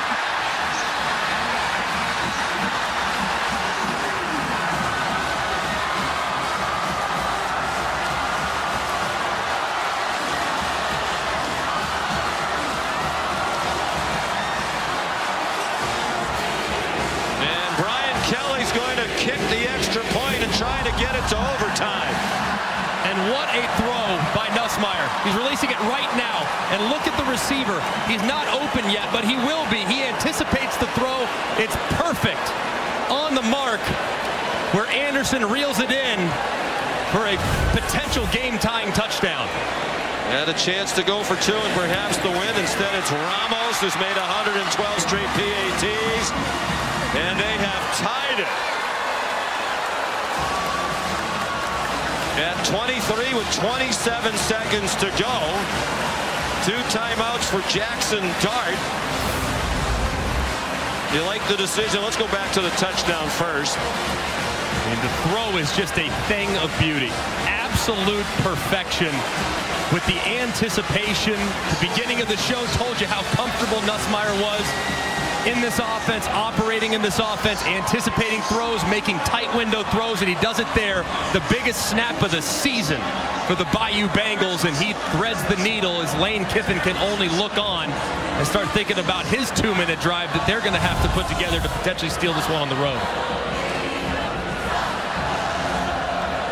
Trey Harris is not in uniform anymore, so they won't have him for these final 27 seconds or overtime. You like the decision to kick? I'd go for 2.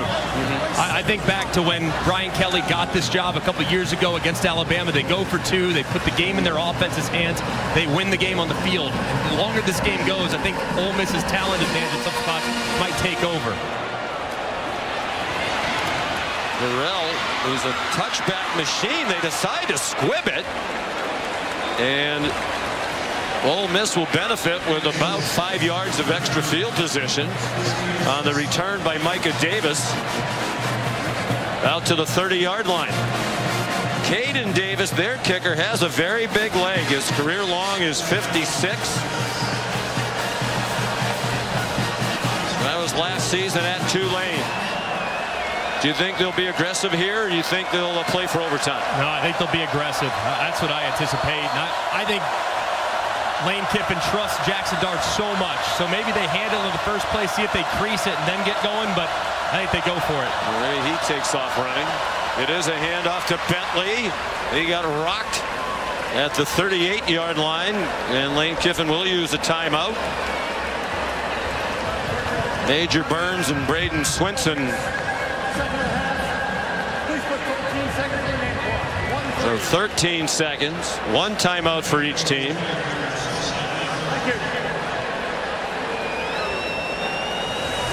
Lane Kiffin is involved in the play calling. Typically it's Charlie Weiss Jr. who Lane calls Boy Wonder, calls the plays, and then Lane will also get into the helmet of the quarterback, perhaps at the end, just with a reminder or two about a game situation, that sort of thing. And a good opportunity here in this timeout to remind all your receivers and everybody of the technique that you're going to need to use. You know the line to gain right now. You say, all right, we got to get to the 41-yard line to give our kicker a chance. You get there, you go down. You don't fight for extra yards. You have high and tight. You go down so we can call that timeout and try to kick one at the buzzer. So a good opportunity to go through the mechanics of the get down situation.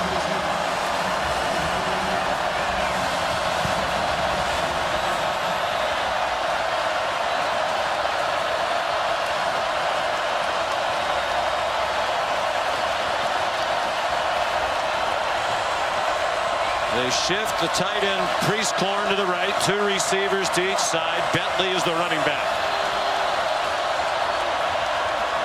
On second down, no pressure. Dart throws, broken up. Intended for Caden Lee. P.J. Woodland, a true freshman from Hattiesburg, Mississippi, broke it up. Down to 7 seconds to go.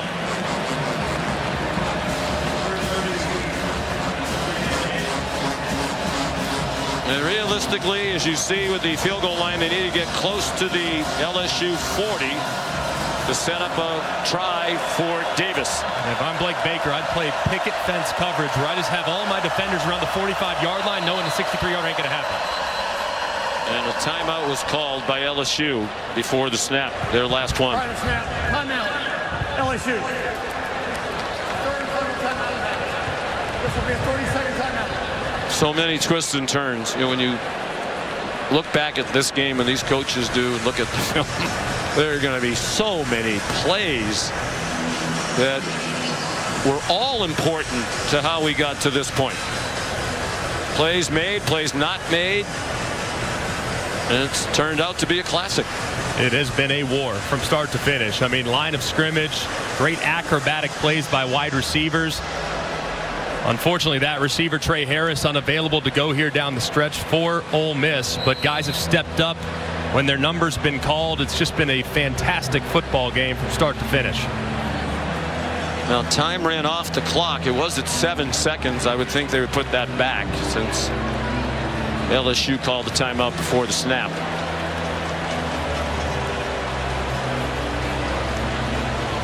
Since Lane Kiffin's been in Oxford, they've had the best offense in the country in terms of total offense per game.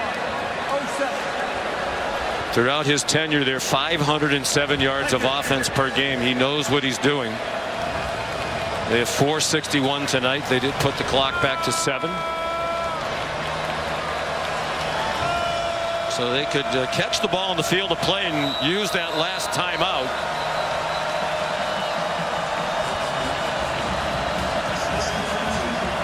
Third down and 2. They are 10 out of 20. So many third down plays tonight. LSU is 6 out of 16.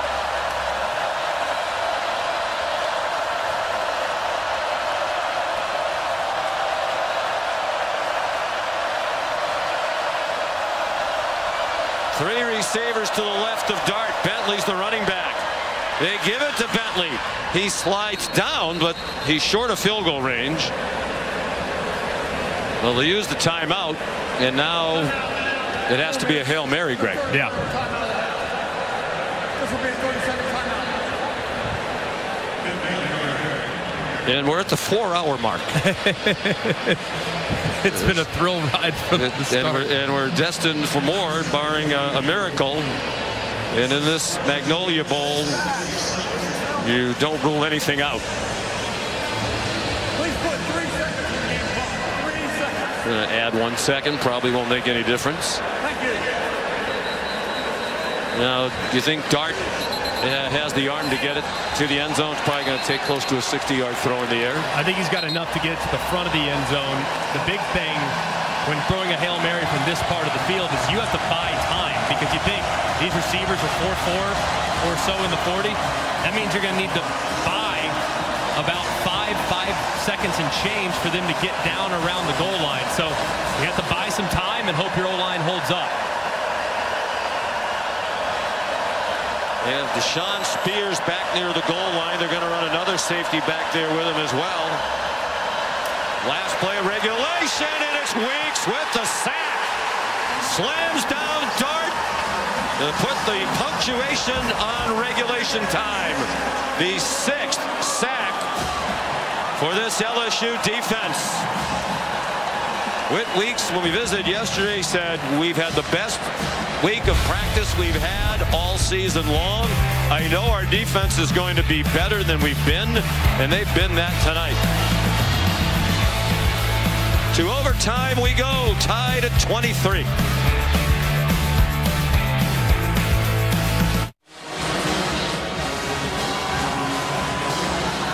Thank Reese Davis for the refresher on the overtime rules. Overtime presented by Cheez-It. Garrett Nussmeier with a late touchdown pass. Darren Anderson to force just the 3rd overtime game in series history. The last was in 1998, an Ole Miss win. The last actually was the LSU win in 2006. The first was in '98.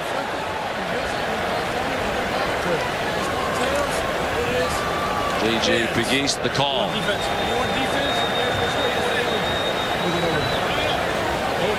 said that way. He said that way.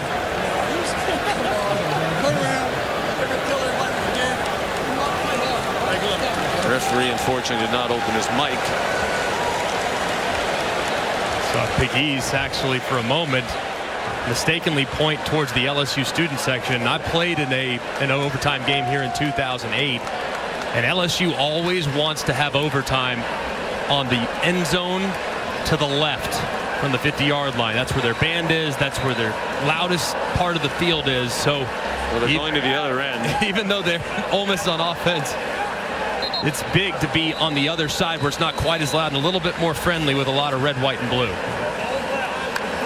Well, I wish we could hear what actually transpired there. As we said, Ken Williamson didn't open up his mic. Ordinarily, you choose to go on defense first. Looked like Nussmeier had the choice. And they are on defense first. Then you know what you have to do when you get the ball. One of the reasons I thought, Craig, that Brian Kelly might go for 2, I think in this format where you start from the 25, it helps to have a running quarterback like Jackson Dart. To me, that's an advantage for Ole Miss that LSU doesn't have. A huge advantage. And LSU has at times this year struggled in the red zone scoring touchdowns. So Henry Parrish limped off on the last play of regulation. Bentley's seen a lot of action tonight. He starts at running back. They try to get his speed outside. There's a flag thrown by the center judge.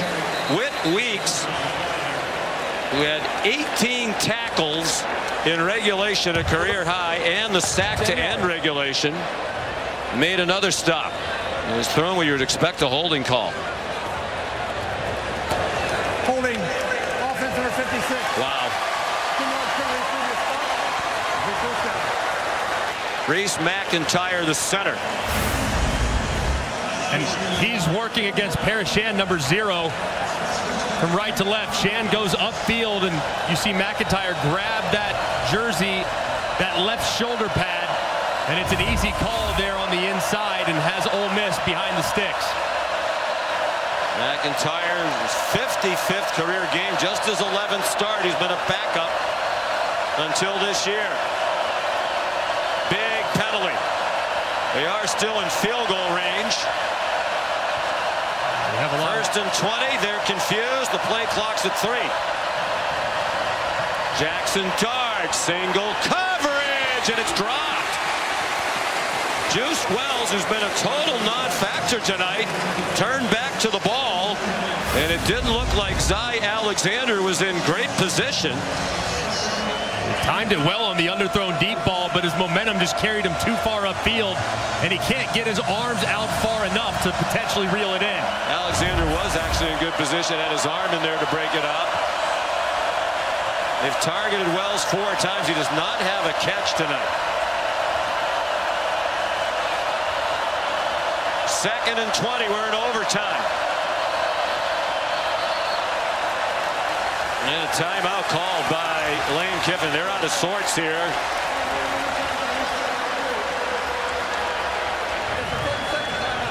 The 6 sacks of Jackson Dart are the most in his Ole Miss career. 3rd year as a starter. His 32nd career start tonight. The previous most, he had been sacked 5 by Alabama last year.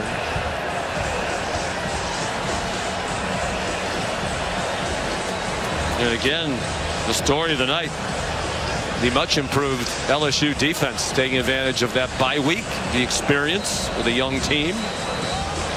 And another example of where Ole Miss, where they were supposed to be different this year, was along both lines of scrimmage.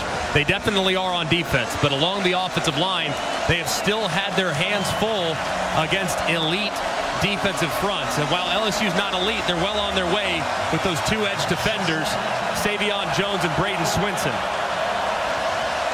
Ole Miss playing without its leading receiver, Trey Harris, the nation's leading receiver, and playing without their leading running back, Henry Parrish. They're in the pistol with Ulysses Bentley, the running back. LSU with that alignment just begging them to run the football. Oh, movement and a false start against Ole Miss. They are completely out of whack right now. False start.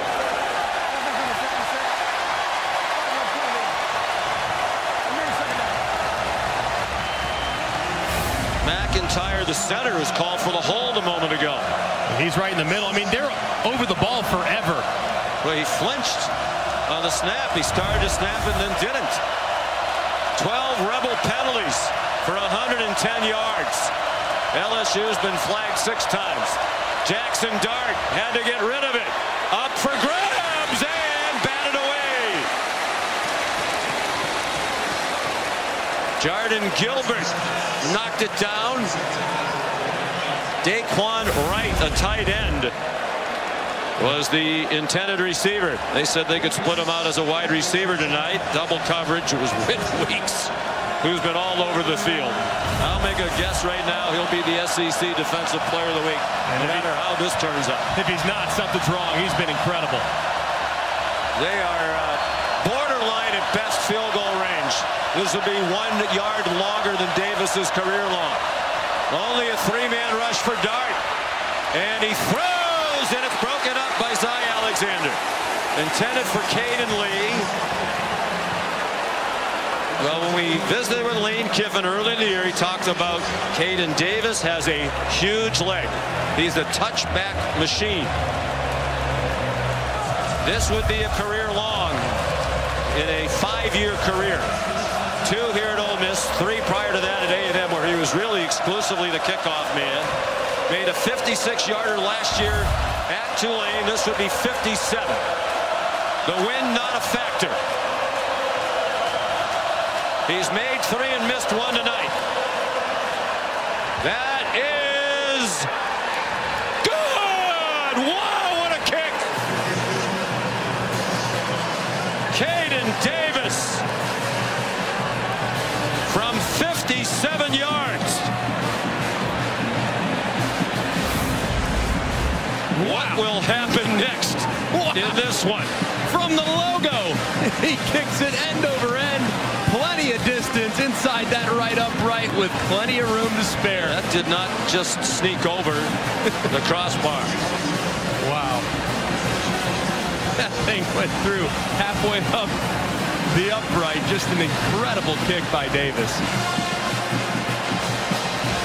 Sigh of relief from Lane Kiffin. Yeah, Lane Kiffin wasn't looking very good.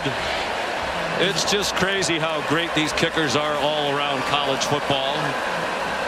But now a touchdown to win for LSU, which has not had the lead tonight. Nussmeier's 21 out of 50. 2 touchdowns, 2 interceptions. Josh Williams, the running back. Tyron Lacey, the motion man. Pump fake, Nussmeier goes back shoulder. Touchdown! Tyron Lacey! And LSU wins!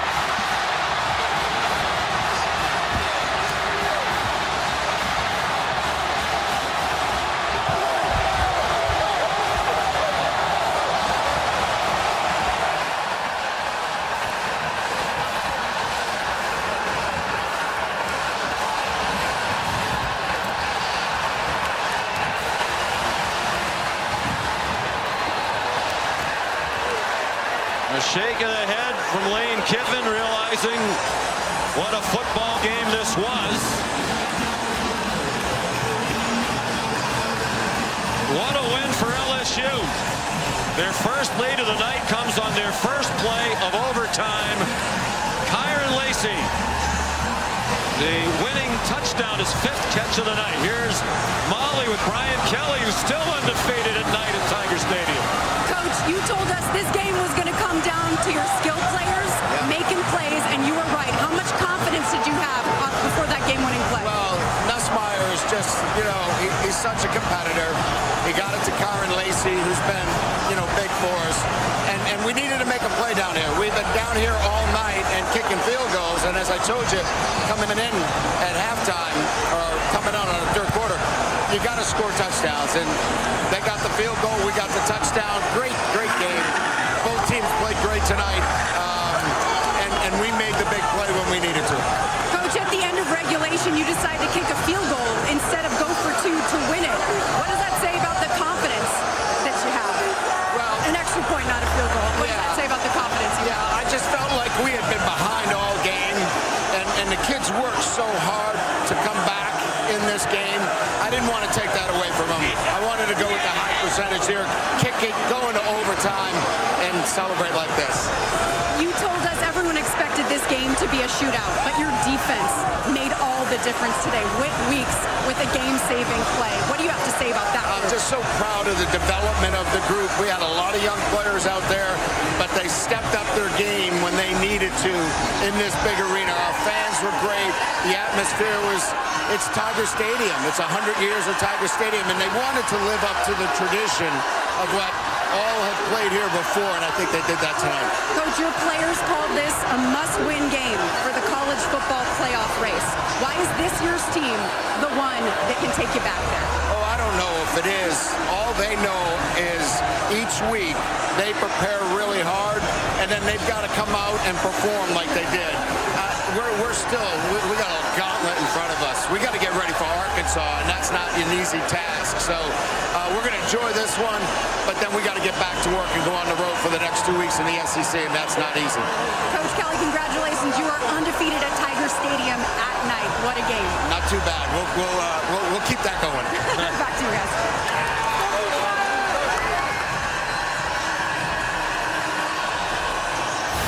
All night long, Tyron Lacey has been shadowed by Trey Amos. He's their best corner. This time with this motion, they know they can get a one-on-one against the weaker cover guy for Ole Miss in Kennedy. They get it right there, and at this time, Nussmeier, alarm bells are going off because you got double move, and you know that you have the matchup that you want. Stutter go. Defender stays on top. He throws back shoulder, walls him off, and it's perfectly executed with the route, with the design, with the matchup created, and with the catch by Kyron Lacy to put this game on ice. Kyron Lacy, fifth-year senior, started his career at Louisiana Lafayette. With his biggest catch as an LSU Tiger. And Garrett Nussmeier, mostly good. He had a couple of moments that made you scratch your head a little bit. But the word that the people around the program used to describe him was aggressive, and he was aggressive tonight. He threw more downfield throws, 20 yards or more, including that one to win the game, than any LSU quarterback has since they started tracking that in 2011. It was about as aggressive as you'll find. I mean, yes, the efficiency numbers, not one that you're going to remember as far as completion percentage. Yards per attempt weren't even that great because they just kept taking shot after shot after shot. And eventually it came down to a play and a matchup. And games like this with quality teams and quality coaches, it's about winning the matchup and finding one that's favorable.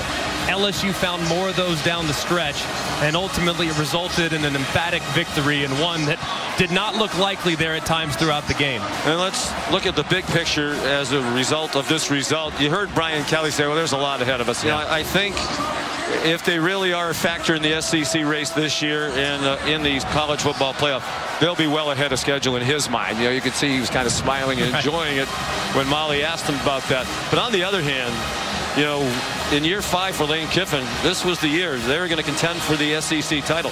They were going to be in the college football playoff. That was the very real expectation. Season started that way. Now they are really up against it with 2 conference losses. LSU, one of 3 undefeated teams in conference play with A&M and Texas. But we mentioned the numbers coming on the air. For the loser of this game, it's going to be just about an elimination game with an eye toward the college football playoff. It's going to take a lot for Ole Miss to get back into that equation. And the thing about it, though, is that they still have a lot of really good pieces. And I know that the result of tonight's game is going to be as painful as you'll find, because how many mistakes did they have in the first half that could have resulted in points, whether it's a missed field goal, a 4th and 1 conversion inside the 10 of LSU. You had a fumble that led to points right before the half for LSU, so they can look at themselves in the mirror and say, man, we let them off the hook in their house. So that will be the glass half full perspective, but this is now 2 losses in which they were just flat out outplayed in the biggest moments of the game, and that's got to be really frustrating knowing how veteran this team is. Well, it hurt them playing without Trey Harris, obviously, for the 4th quarter and overtime, who's been the best receiver in the country. But LSU is depleted at wide receiver as well, and it was Kyron Lacy after Aaron Anderson made the big play at the end of regulation. Kyron Lacy, the game-winning touchdown grab.